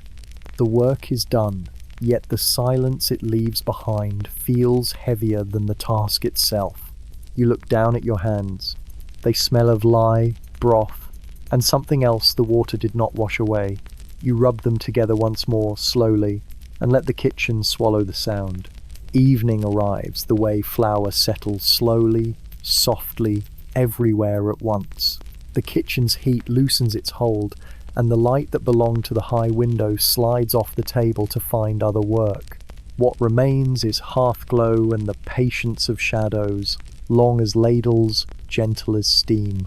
You stand a little while to let your eyes relearn the room, the corners deeper, the copper row turned to a procession of dark moons. On the side shelf, the lantern waits with horn panes clouded by use. You lift it, feel the sturdiness of its wooden frame, the little door rasping on its pin. Inside hangs a stub of tallow, its wick bent like a tired reed. Beeswax is for the altar. Kitchens take animal fat and make peace with the smell. You open the tinderbox flint, steel, a ragged square of char, and kneel by the embers that keep their slow gossip. The first strike throws a brief star, then another. Sparks kiss the cloth, bite and hold. You blow carefully, lend breath to fire, and the scrap brightens from coal to orange to a steady yes. The wick accepts the flame with a small complaint. The horn needs the light until it is butter soft. You hang the lantern by the pegs and set another on the table, a twin that remembers different hands. Their light is nearer than day, a light that prefers faces to distances. Shadows gather behind baskets and under benches like friendly conspirators. Copper pots collect coins of glow along their bruised bellies and spend them slowly across the wall. The room begins to speak in new colors, amber on wood, sienna in soot, a subdued gold in the flour dust that never quite leaves the air. The stew mutters into quietness, thick and resolved. You skim a last pool of fat with the back of a spoon and let it slide into the ash bucket where it will forget being important. The bread on the board shows cooling cracks, fine, pale rivers that mean the crumb has set and will slice without complaint. You trim a wick with the little scissor that lives on a string The snip is almost lost under the hearth's steady breath. The flame climbs straight, bows when the draught makes a suggestion. You move it a hand's width, and the suggestion is withdrawn. Small negotiations keep the evening gentle. From the corridor, footfalls pass, softened by wool and habit. Voices do not bother with words. They exchange only the weight of breathing and the creak of sandals. The bell will speak again soon, deeper now, saying the sun has left the field. For the moment, the kitchen keeps its own hour, the time of rinsing knives, folding cloths, deciding how much warmth the night should inherit. You carry one lantern toward the storage alcove, its circle of light walking ahead like a tame animal. The horn blurs, edges the barrel hoops, the sacks of rye, the dim wedges of cheese wrapped in cloth to keep them from ambition. Mice have their opinions, written in tiny teeth on a corner of sacking. You touch the rip and tuck it under. The handle warms your fingers. The faint tallow odor insists you are exactly where you are. When you turn, another light moves from the hearth side, meeting your circle, making an almond of brightness between you. The horn panes reflect a face that is both yours and not yours, stretched thin by the little window. For a breath, the two lanterns tilt together, and the twin flames steady, as if surprised to find company. Then you step apart and the almond becomes two coins again, walking back into their separate shadows. On the table, you lay out the bowls for evening brothwood, darkened by many washings, rims smooth as worn stone. The lantern warms their edges, and each bowl holds a small lake of light, shallow and perfectly still. You stand longer than necessary, counting the lakes, not because the number matters, but because the counting itself is sleepy and kind. You slice the bread. The crust yields with a civilized protest. The knife's whisper almost polite. Crumbs leap and then calm themselves. You lay the slices like shingles, overlapping just enough to look intentional. A heel goes to its old place near the hearth. Tradition is a habit that does the remembering for you. The lantern near the pegs shows the line of cloaks at rest, their shadows taller than any of you manage in daylight. One clasp gleams recently closed. You do not investigate shine, you respect it from a distance. The draught plays at the hem of a robe, loses interest, and goes off to annoy the door. You bring the second lantern to the hearth and check the stew's bottom where sticking likes to begin its career. The spoon travels the curve of the pot with a sound like a finger around a bell. Nothing has burned. The evening approves your attention. You put that approval away with other small satisfactions, stacked neatly, easy to reach when sleep will not. Low light invites smaller noises. A faint tick from timbers letting go of day's heat, ash settling into new shapes, the soft hurry of a moth discovering the horn pane and changing its mind. You open the lantern door, and the moth escapes without scandal, leaving only a memory of powder and a better opinion of doors. From somewhere just beyond the table comes the sound of a breath held and then released. The lantern makes an ordinary halo on the board, and two hands enter that circle to fold a cloth, edge to edge, then again, square upon square. You add your hands without asking, and the cloth becomes obedient under 4 thumbs instead of 2. Knuckles touch in a corner, as if the square could not be convinced without that last small agreement. The cloth is set aside. The light keeps its halo. You blow gently across the stew to lift a skin that would prefer to exist. Steam threads the lantern beam, turning the light into something you can nearly see moving. Shadows inflate against the wall your own, the spoons, the long neck of a ladle practicing heroism in case the night requires heroes. You carry one bowl to the door for the porter who eats late. The corridor fits the lantern's circle over each stone like a measured blessing. At the threshold you pause, because the air there is cool and tastes of damp lime. The bowl's warmth travels through your fingers into your wrist, telling your pulse a kinder story. When you return, the kitchen receives you as if you had not left at all. It will be night soon. The lanterns will multiply and then diminish. Wicks pinched, flames persuaded to surrender while a few coals are bullied into survival for morning. For now, the light is enough to draw faces near and push corners farther away. You stand between the two lanterns and let their warmth gild your hand. The horn panes cloud and clear, as if the light itself were breathing. You set one lantern nearer the bench where you will sit in a while, not to do anything sensible, only to borrow the kind of quiet that has weight. The flame answers with a small, upright confidence. Around it, the room gathers into a circle that fits inside your chest. Most of the day's work has left your hands, but a little of its heat remains, and the evening makes use of it, turning work into rest, the way tallow turns into light. You listen for the bell, and hear, before it, the lantern itself. A faint tremor as hot air climbs, the gentlest rattle when a draught remembers an adventure. You breathe in smoke, tallow, bread, the ghost of rosemary. You breathe out and watch nothing change. The walls are nearer, the shadows longer, the light kind. You let it be enough. The kitchen has quieted into a softness that belongs to evening, but not all the corners agree to silence. By the barrel near the wall, behind the stack of baskets, a sound stirs that is not fire, not spoon, not broom. It is laughter, small and folded in on itself like a secret told to a sleeve. It does not travel far. It tries not to travel at all. You hear it while rinsing the ladle, the water clinking softly against its bowl. The sound reaches you, pauses as though deciding whether to continue, then flickers again, half a chuckle, half a sigh. You set the ladle on the table, wipe your hands against the apron, and let your ears do what eyes should not. The barrel is tall, once used for beer, now half filled with grain. Its staves are dark with dampness, iron hoops rusting in quiet rings. Behind it, shadows gather like robes hung to dry. That is where the sound hides, faint and quick, released in bursts that end before they can echo. The laughter is careful, worn close to the chest, the kind that dares only when the fire is busy looking elsewhere. You do not move toward it, but you tilt your head as if listening to the stews simmer. A hand appears briefly on the rim of the barrel, fingers tapping once, twice, as if keeping time with a story you were not meant to hear. Then it vanishes again. Another murmur rises half a phrase, then laughter again, soft as cloth shaken gently. You lower your gaze to the floor where light pools in amber circles from the lanterns. Dust motes dance in the glow, unconcerned with secrecy. You sweep a few crumbs with your palm, letting them fall into the fire, their small crackles disguising the noise behind the barrel. The sound persists, softer now, as if testing whether the kitchen has ears.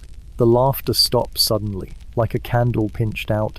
Silence expands, thick, deliberate. You stir the pot once, spoon making its ordinary circuit, wood against copper, nothing unusual. From behind the barrel comes only breathing, controlled, steady, pretending not to exist. Then the barrel shifts slightly, not enough to draw attention, only enough to remind you that space can be shared even when no one says so. The hand reappears, this time brushing the floor, fingertips tracing a line through flour dust before curling back into shadow. You notice the trail left behind, a pale mark like a path no one walked.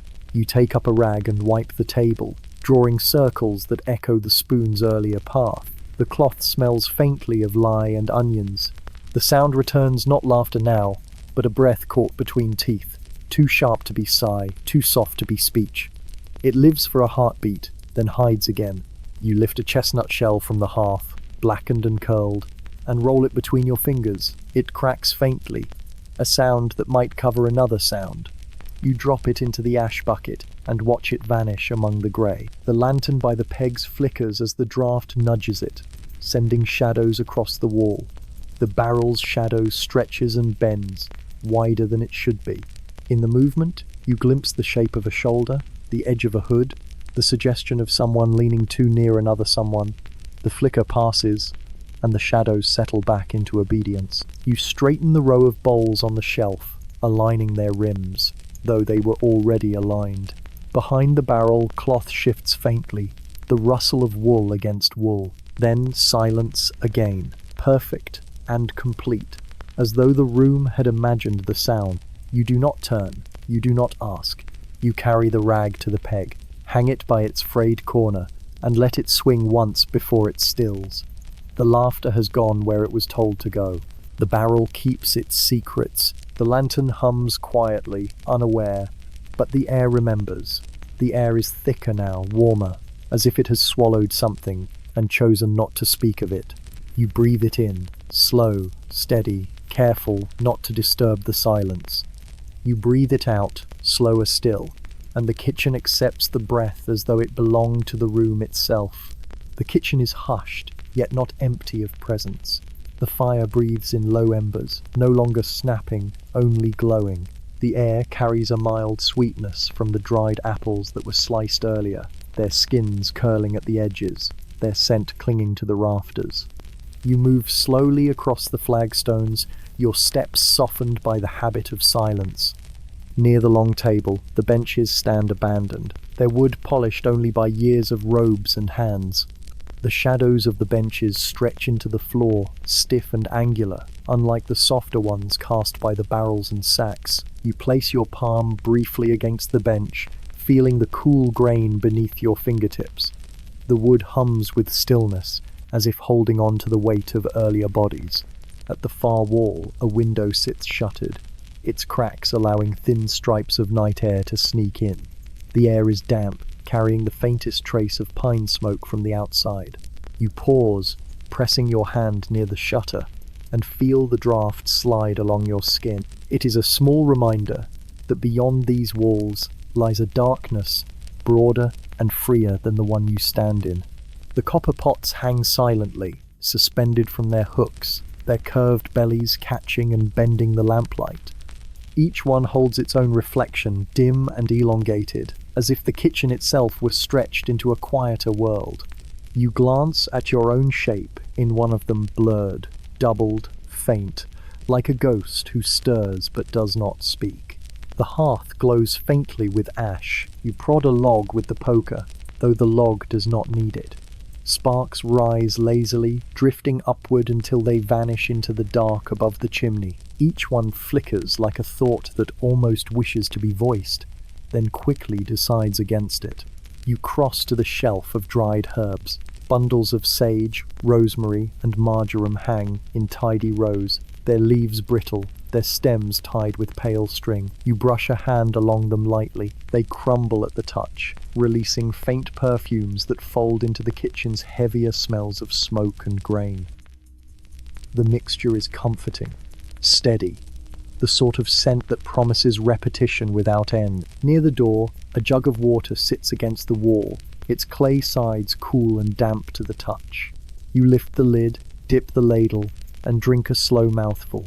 The water tastes of stone, clean and faintly metallic, the taste of the well itself. You swallow carefully, then let the coolness linger in your chest, balancing the warmth of the hearth. The barrel in the corner does not stir. The silence there is heavier than elsewhere, a silence chosen, deliberate. You do not approach it. Instead, you sweep your gaze over the floor once more, noting the faint tracks of flour, the scatter of husks near the table leg, the curved outline left where a stool once stood. Everything seems in its place, even the marks of absence. You sit on the edge of the bench, your palms resting flat on either side of your thighs. The wood is solid, unyielding, yet it receives you without complaint. Your eyes trace the ceiling beams overhead, darkened by years of smoke, running across the length of the kitchen like ribs holding up the body of the room. Between them, the shadows deepen, as though the roof were stitched together by night itself. The quiet thickens.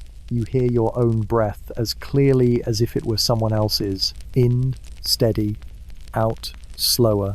The kitchen breathes with you, each exhale softening the fire, each inhale drawing in the scents of herbs and ash. You feel no need to fill the silence. It has already chosen its shape, and you are inside it. The jug is set back in its place, the ladle returned to its rim. You rise, adjust the bench a finger's width so it aligns with the table, then let your hands fall to your sides. The lantern wavers once in a draught, light gliding across copper, then steadies again. Shadows return to their old positions, as if nothing had been disturbed. You take another breath, slow, deliberate, and the kitchen accepts it like a confession it has heard too many times before. You choose the narrowest path the kitchen offers, which is generous of you because the kitchen has several that compete for the honor.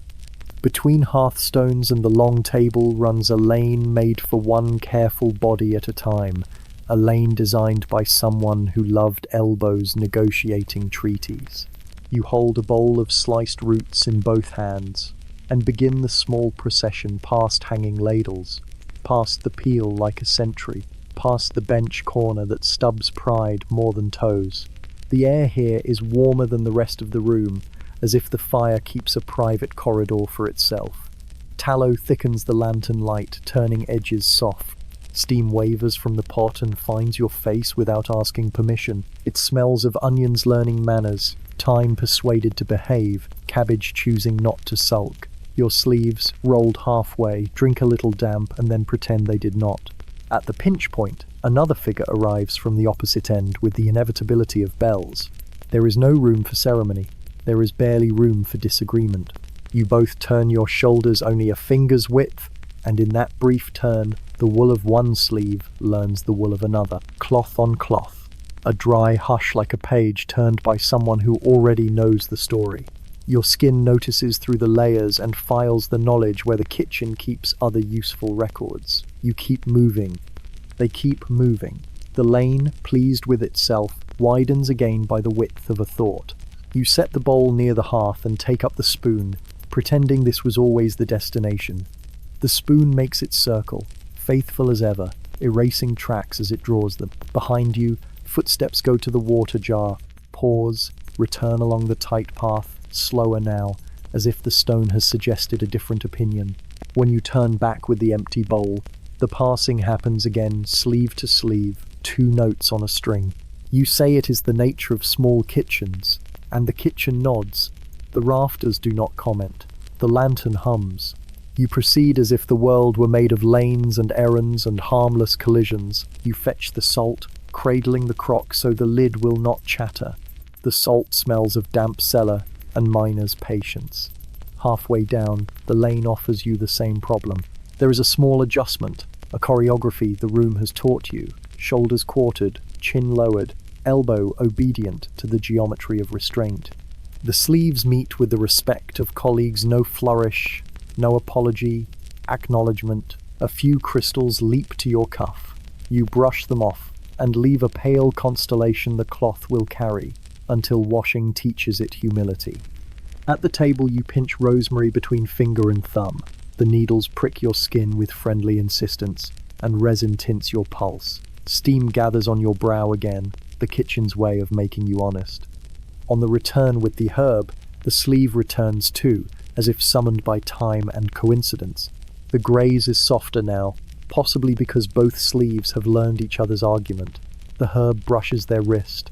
A brighter scent rises, sudden and brief, like a door almost opened. A ladle clinks. A log settles. The peel, without moving, approves. You tip the rosemary into the pot, and the broth accepts it as though meant for that exact inch of surface. You stir. You do not look up. Looking up would make the lane wider, and the lane prefers its vocation. You take the bread knife because the loaf has cooled. On the return, the narrowness offers its lesson yet again. Your free hand rises, palm open, and for a brief, accidental moment meets another palm doing the same sensible thing, guarding bowls, guarding ribs, guarding nothing in particular. Wool follows wool. Skin, separated by cloth, pretends not to care. You pass. The knife continues toward the board as if knives had thoughts to keep. Slices fall, tidy shingles, crumbs assemble into small geography along the wood. You align the slices, because alignment spares the room decisions. A heel goes to the hearth. Tradition dislikes surprises. You carry 2 pieces to the pot for a moment's steam, then back along the lane. The sleeves find each other in transit with the accuracy of habit. You offer 1 slice. It is taken, the edge damp with heat. Your fingertips staying a fraction too long because the crust insists on being difficult. No one speaks. The kitchen is eloquent enough. Copper catches a square of lantern and turns it into a coin you will not spend. A drip discovers the basin and is content to be singular. You taste your own slice and taste the day. Grain honest as stone, a shadow of smoke, the faint persistent note of rosemary that refuses to be quiet. On the next pass you carry the small jug of beer, its lip whitened from careful tapping. It sloshes a modest argument with each step, but manners prevail. At the pinch point, sleeves consult yours tilting, theirs lowering, and the jug travels through that tribunal without spilling. The satisfaction is small and sufficient. You set the jug down, and the room resets around the placement as rooms do when they trust you. A moth touches the lantern horn and changes its plan. You smooth your sleeve, find a stray rosemary needle, and leave it there because the cloth seems pleased to have acquired a story.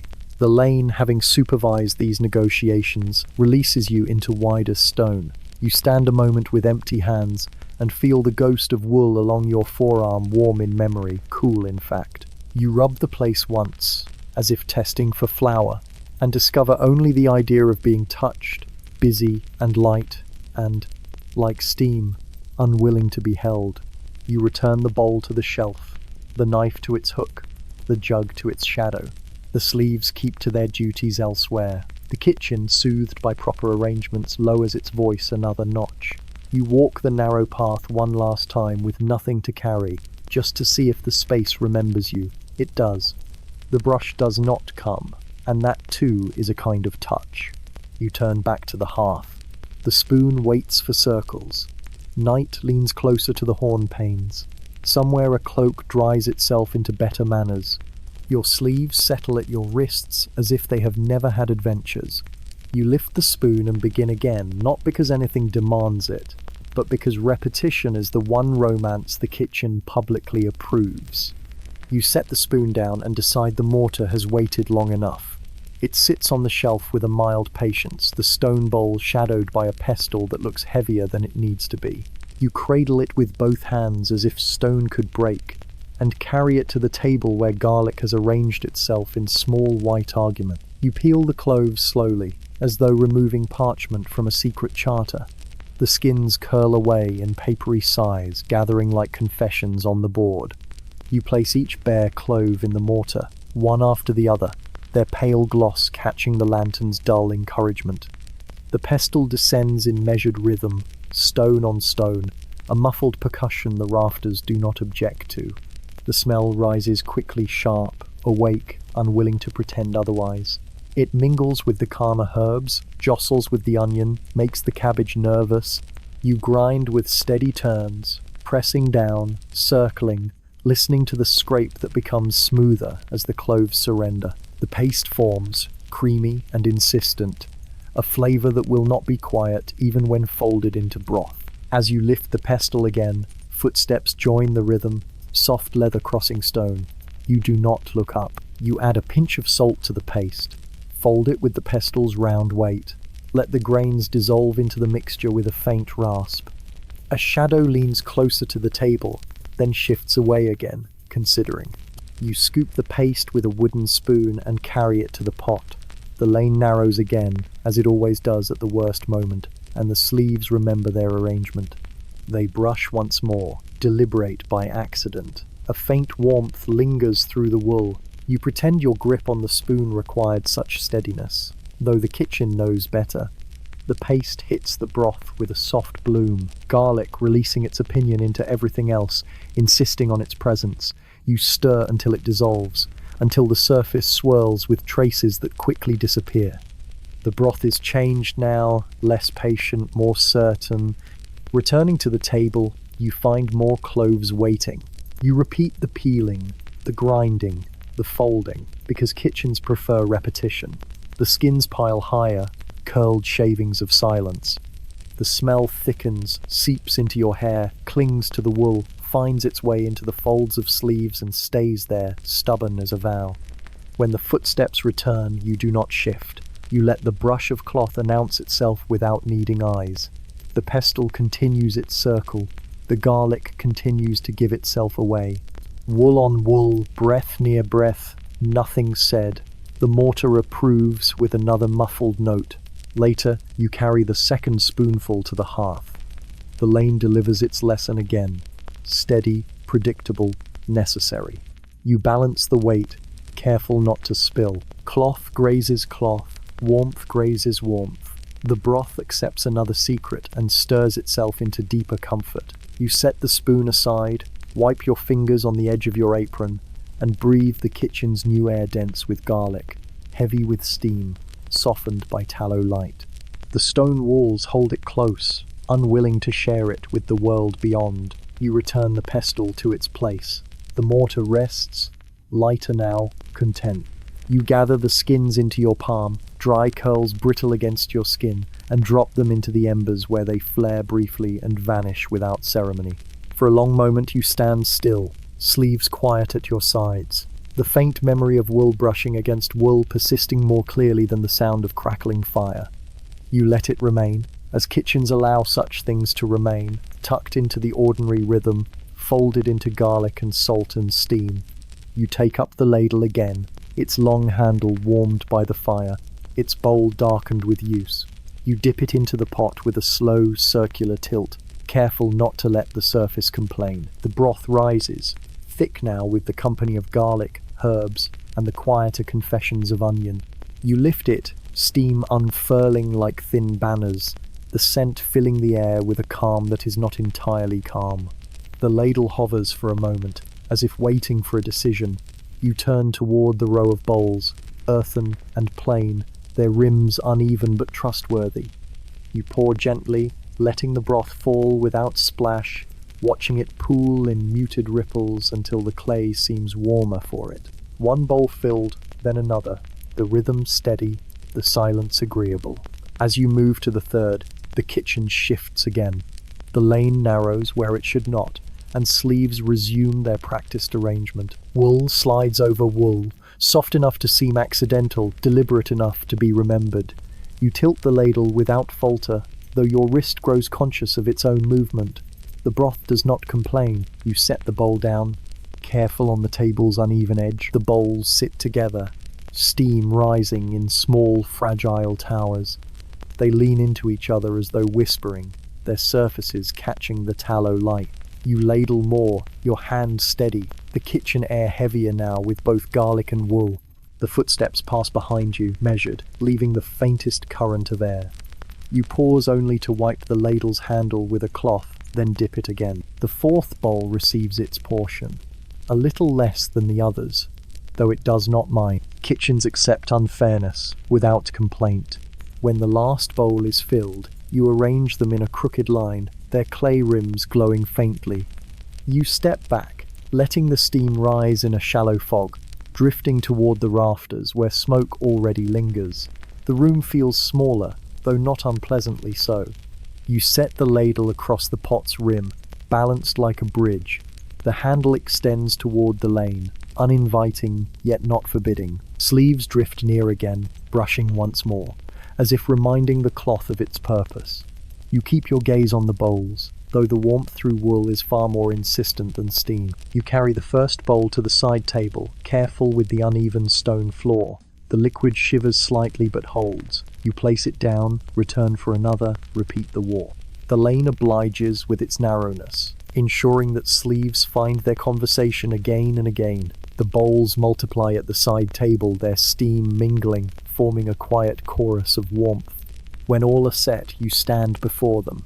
Steam softens your face, dampens your hair, seeps into the folds of your apron. You breathe it in, garlic clinging to every part of you now, a scent impossible to forget. The kitchen approves, its silence thick, its air warmer than stone should allow. You take the ladle once more, stir the pot lazily, watch the broth circle itself, unwilling to end. The pestle and mortar rest nearby, their task complete, but their presence still felt. You wipe the rim of one bowl with the cloth, smoothing a small spill into invisibility. As you lean over, the sleeve brushes again, the wool pressing with such slight insistence that the cloth forgets its neutrality. You finish the motion, step back, leave the bowl cleaner than before. The sleeve withdraws, patient, unhurried. The bowls remain, waiting, steam rising into the dim rafters. You rest your hand on the table's edge, feeling its rough grain, its history of spilled broth, scraped knives, and elbows that lean too long. You let the warmth linger on your arm, softer than stone, heavier than steam, as the kitchen holds everything in its quiet, ordinary embrace. The bell begins before you expect it, a low iron voice rolling across the cloister like a tide that has remembered the shore. It does not call, it collects. One long note, then a pause, then another, that seems to find its echo inside your chest. The bowls on the side table shiver slightly in their steam and settle. You look once around the kitchen, the hearth, a red animal breathing slowly, the lanterns pressed into their small duties, the row of copper turned to dark moons. And you agree with the bell that evening is finished with its cooking. You tip the ladle back into the pot, let it rest like a wooden oar on a copper lake. The cloth folds twice beneath your hands and becomes a square again, obedient to corners. You pinch the lantern wicks shorter, so the flames stand modest and straight. Ash sighs when you nudge the coals into a tidy oval that will keep one ember stubborn until morning. The room grows less bright but more sure of itself. The bell speaks again, deeper this time, as if remembering older stone. You take your robe sleeves down from their work height, wool slipping over wrists that still smell of garlic and rosemary. The scent finds a home in the cloth. It will travel with you like a quiet companion no rule can forbid. You pause at the pegs long enough to touch the yoke's worn curve with 2 fingers, a nod to weight already carried today. The mislaid cloak from earlier now stands in perfect manners, clasp answered, hem chastened. You let it be exemplary. At the threshold you lift the nearest lantern. Hornpanes cloud and clear, as if the light were breathing for you. The bell gives 3 short notes, then one long that seems to spread along the arches and lie down there to rest. The door hinge remarks upon damp weather. You answer it with the same patience you gave the stew. Beyond, the cloister receives you with its square of dark air and the cool salt of stone. Your sandals learn again the shallow groove worn into the threshold by 100 years of feet going from heat to prayer. The air outside is soft and carries the ghost of rain. Puddles along the walk are pieces of sky gathered into bowls the earth has made. They reflect the lantern as a broken ribbon, bright in 4 or 5 places, dim in between. The arches lift the bell's voice and return it at a distance, like an elder repeating words for younger ears. You move in step with the sound, slow as water poured carefully. The lantern's circle travels with you, putting small coins of light onto each flagstone and taking them back when your heel leaves. Under the eaves, a drop falls, then another, then none. Your hood tastes the last of the weather and decides not to complain. From the garden, rosemary remembers its shape by scent alone. The well rope hangs like a quiet line someone forgot to write on. A figure joins the walk a few paces ahead, lantern lowered, shadow walking taller than its owner. The bell does your introductions. You do not speak. Sleeves no longer rolled, keep their lawful distance, though the wool still remembers what wool remembers. The kitchen's warmth clings faintly at the small of your back. The corridor's cool settles on your cheekbones. You carry both temperatures, and the body, clever, makes them one. You pass the courtyard barrel that earlier debated laughter with the shadows. It is now only a barrel, answering the bell with wooden silence. A snail writes a wet comma across the stone lip. The sentence of night continues without needing your grammar. Your lantern touches the herb bed, and the time returns a scent not much larger than a thought. At the chapel steps, the bell voices its last long note and lets it lengthen into quiet. You lift your foot to the first rise and feel the familiar protest in your knee. The lantern notices and kindly brightens the next stone. Hands yours and not, yours find the same patch of smoothed wall at the same time. Skin meets cooled limestone through sleeves. There is nothing to see, and it is seen. You remove your hand first, because someone always does. Inside, the chapel holds a colder sort of air, one that folds sound into itself and returns it as hush. Beeswax keeps its soft dominion over the candles. Horn gives up its place to flame. You set the lantern where it belongs by the door, watching its shorter light find comfort among taller lights. Shadows stack themselves into pillars. The ceiling hides whatever it has chosen to remember. Robes whisper along the benches. Wood answers with a murmur as old as the building. You follow the aisle that has always been your aisle. Your place receives you without remark. Knees bend, wall sighs, breath evens. The day loosens its hands where it has held the body too firmly. Garlic lingers on your fingers when you fold them. Rosemary is a thin border across the knuckles. Soap, a distant treaty signed but not celebrated. Chant begins, low as water in a cistern. The tones move without hurry, one note making room for the next like bowls placed in a line. You do not sing loudly. You let the voice ride the breath you already have. It travels across your tongue and meets the taste the kitchen left there. The two become one shape and do not argue. The words, memorized until they no longer need meaning, rest against the palate and dissolve like steam. Around you, the community leans into the sound. Shoulders square themselves by long practice. Heads tilt in the same patient angle. Somewhere to your left, a familiar syllable arrives half a heartbeat late, as it always does. Somewhere to your right, a cough has the courtesy to be small. You keep the line, keep the breath, keep the place where hands rest. The bell is quiet now because voices have accepted its work. In the pause between psalms, you hear the chapel as a vessel, stone taking in warmth, wax adjusting its own small horizons, a wick discovering a shorter self and agreeing to it. Your pulse, which belonged to chopping and stirring an hour ago, belongs to syllables now. If you listen underneath the chant, you can still find the kitchen circle, the spoon tracing the pot, the ladle pouring evenly, the mortar's dull heartbeat. They keep time with the psalm as if kitchen and choir were two faces of one clock. The prayer moves toward its ending the way light fades on copper gently, over surfaces that already know how to accept change. The final amen is not a door shut, but a door that has decided it can stand open without letting the night in. Benches complain softly as bodies stand. Cloth rubs cloth in the language of necessary movement. You bow, because bowing arranges the spine into a truth older than thought. When you turn, the lantern at the door remembers you, and grows friendly again. Outside, the cloister air has chosen coolness over damp. The puddles have traded pieces of sky for a handful of stars, scattered and serious. Your sandals find the groove in the threshold a second time. The groove welcomes them as if the stones themselves kept attendance. You carry the lantern back along the walk. The kitchen's doorway is a lower darkness, stitched with ember glow. You open it with the same care you closed it. Warmth leans in as if it had been waiting at the sill. Behind you the bell offers no more speech. Its silence is a benediction you wear like a second hood. You step inside and let the door know it has done well. The embers show their red alphabet. The bowls rest under a cloth that has learned to be a blanket. You hang the lantern and find the spoon where you left it, a small moon of grease on its lip catching the last of the light. Night prayers are finished. The kitchen, having waited politely, accepts you back without questions. You breathe once, taste beeswax and garlic together, and agree that both belong to the same house. The kitchen, at this hour, has its own voice.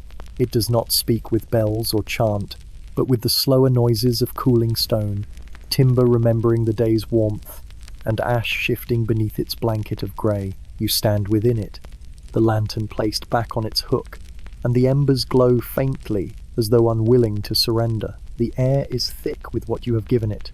Garlic still strong, rosemary faint but stubborn, broth absorbed into every surface. You set your hand to the table's edge and feel its roughness under the soft film of lingering steam. The bowls sleep beneath their cloth, a small congregation waiting for dawn's hunger. Each holds a measure of warmth that will not last, but it is enough for now. You lift one corner of the cloth, glance at the sheen across the broth surface, then lower it again with the same gesture you might use to comfort a restless child. The mortar and pestle sit where you left them, stone heavy, wood scarred. You brush the pestle with your sleeve, removing a dusting of garlic that refuses to depart. It leaves its scent in the wool, adding itself to the day's catalogue of perfumes: sweat, smoke, rain, tallow. Each fibre of the robe has become a ledger of small truths. You pour a ladleful of water into the pot, not to thin, not to season, but to persuade the copper to cool without complaint. It hisses gently, a final remark, then settles into quiet.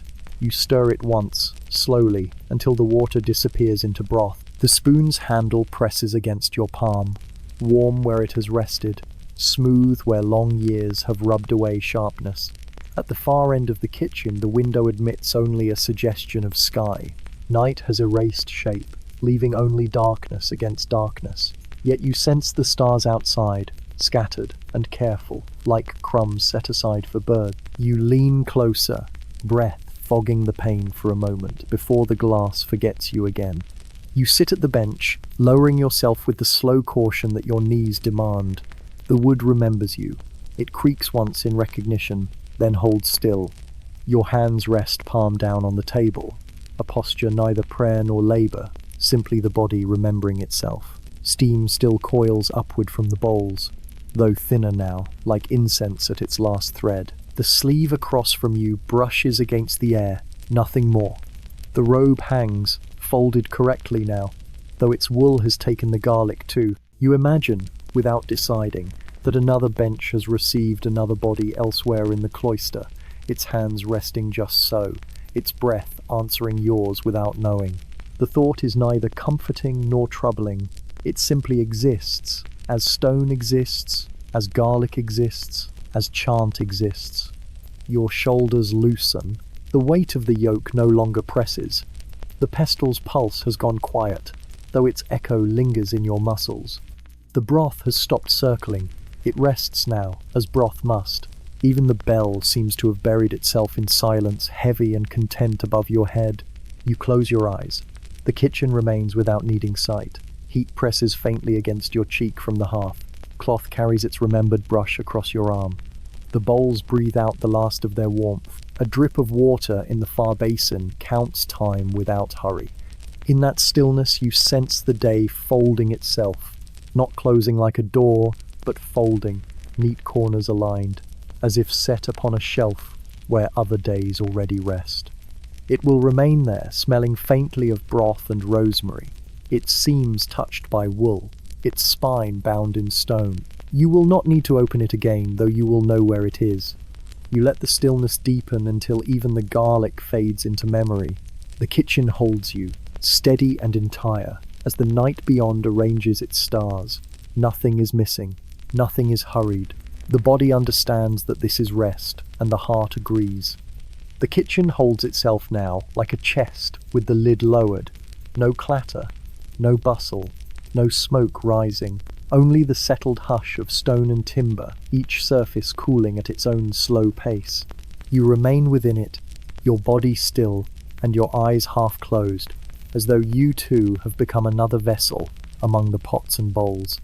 The air tastes faintly of garlic still, though softened by the night. The sharper edge has gone, leaving something mellow, almost sweet, clinging to your tongue and the back of your throat. You breathe it in, then let it slip out, as if passing through you is all it ever wanted. The benches stand as if carved from the same quiet as the walls. You brush your palm across the wood, feeling the grooves cut by years of knives, the polish of countless elbows, the small burns where sparks leapt from the hearth. These marks speak without voice, saying only that the kitchen has seen what you have done and will see again tomorrow. The bowls under cloth hold their silence too. The broth within has lost its steam, yet its scent still rises when you lift the corner. You replace the cloth gently, as if to tuck it back into bed. The ladle rests nearby, not needed now, but not forgotten either.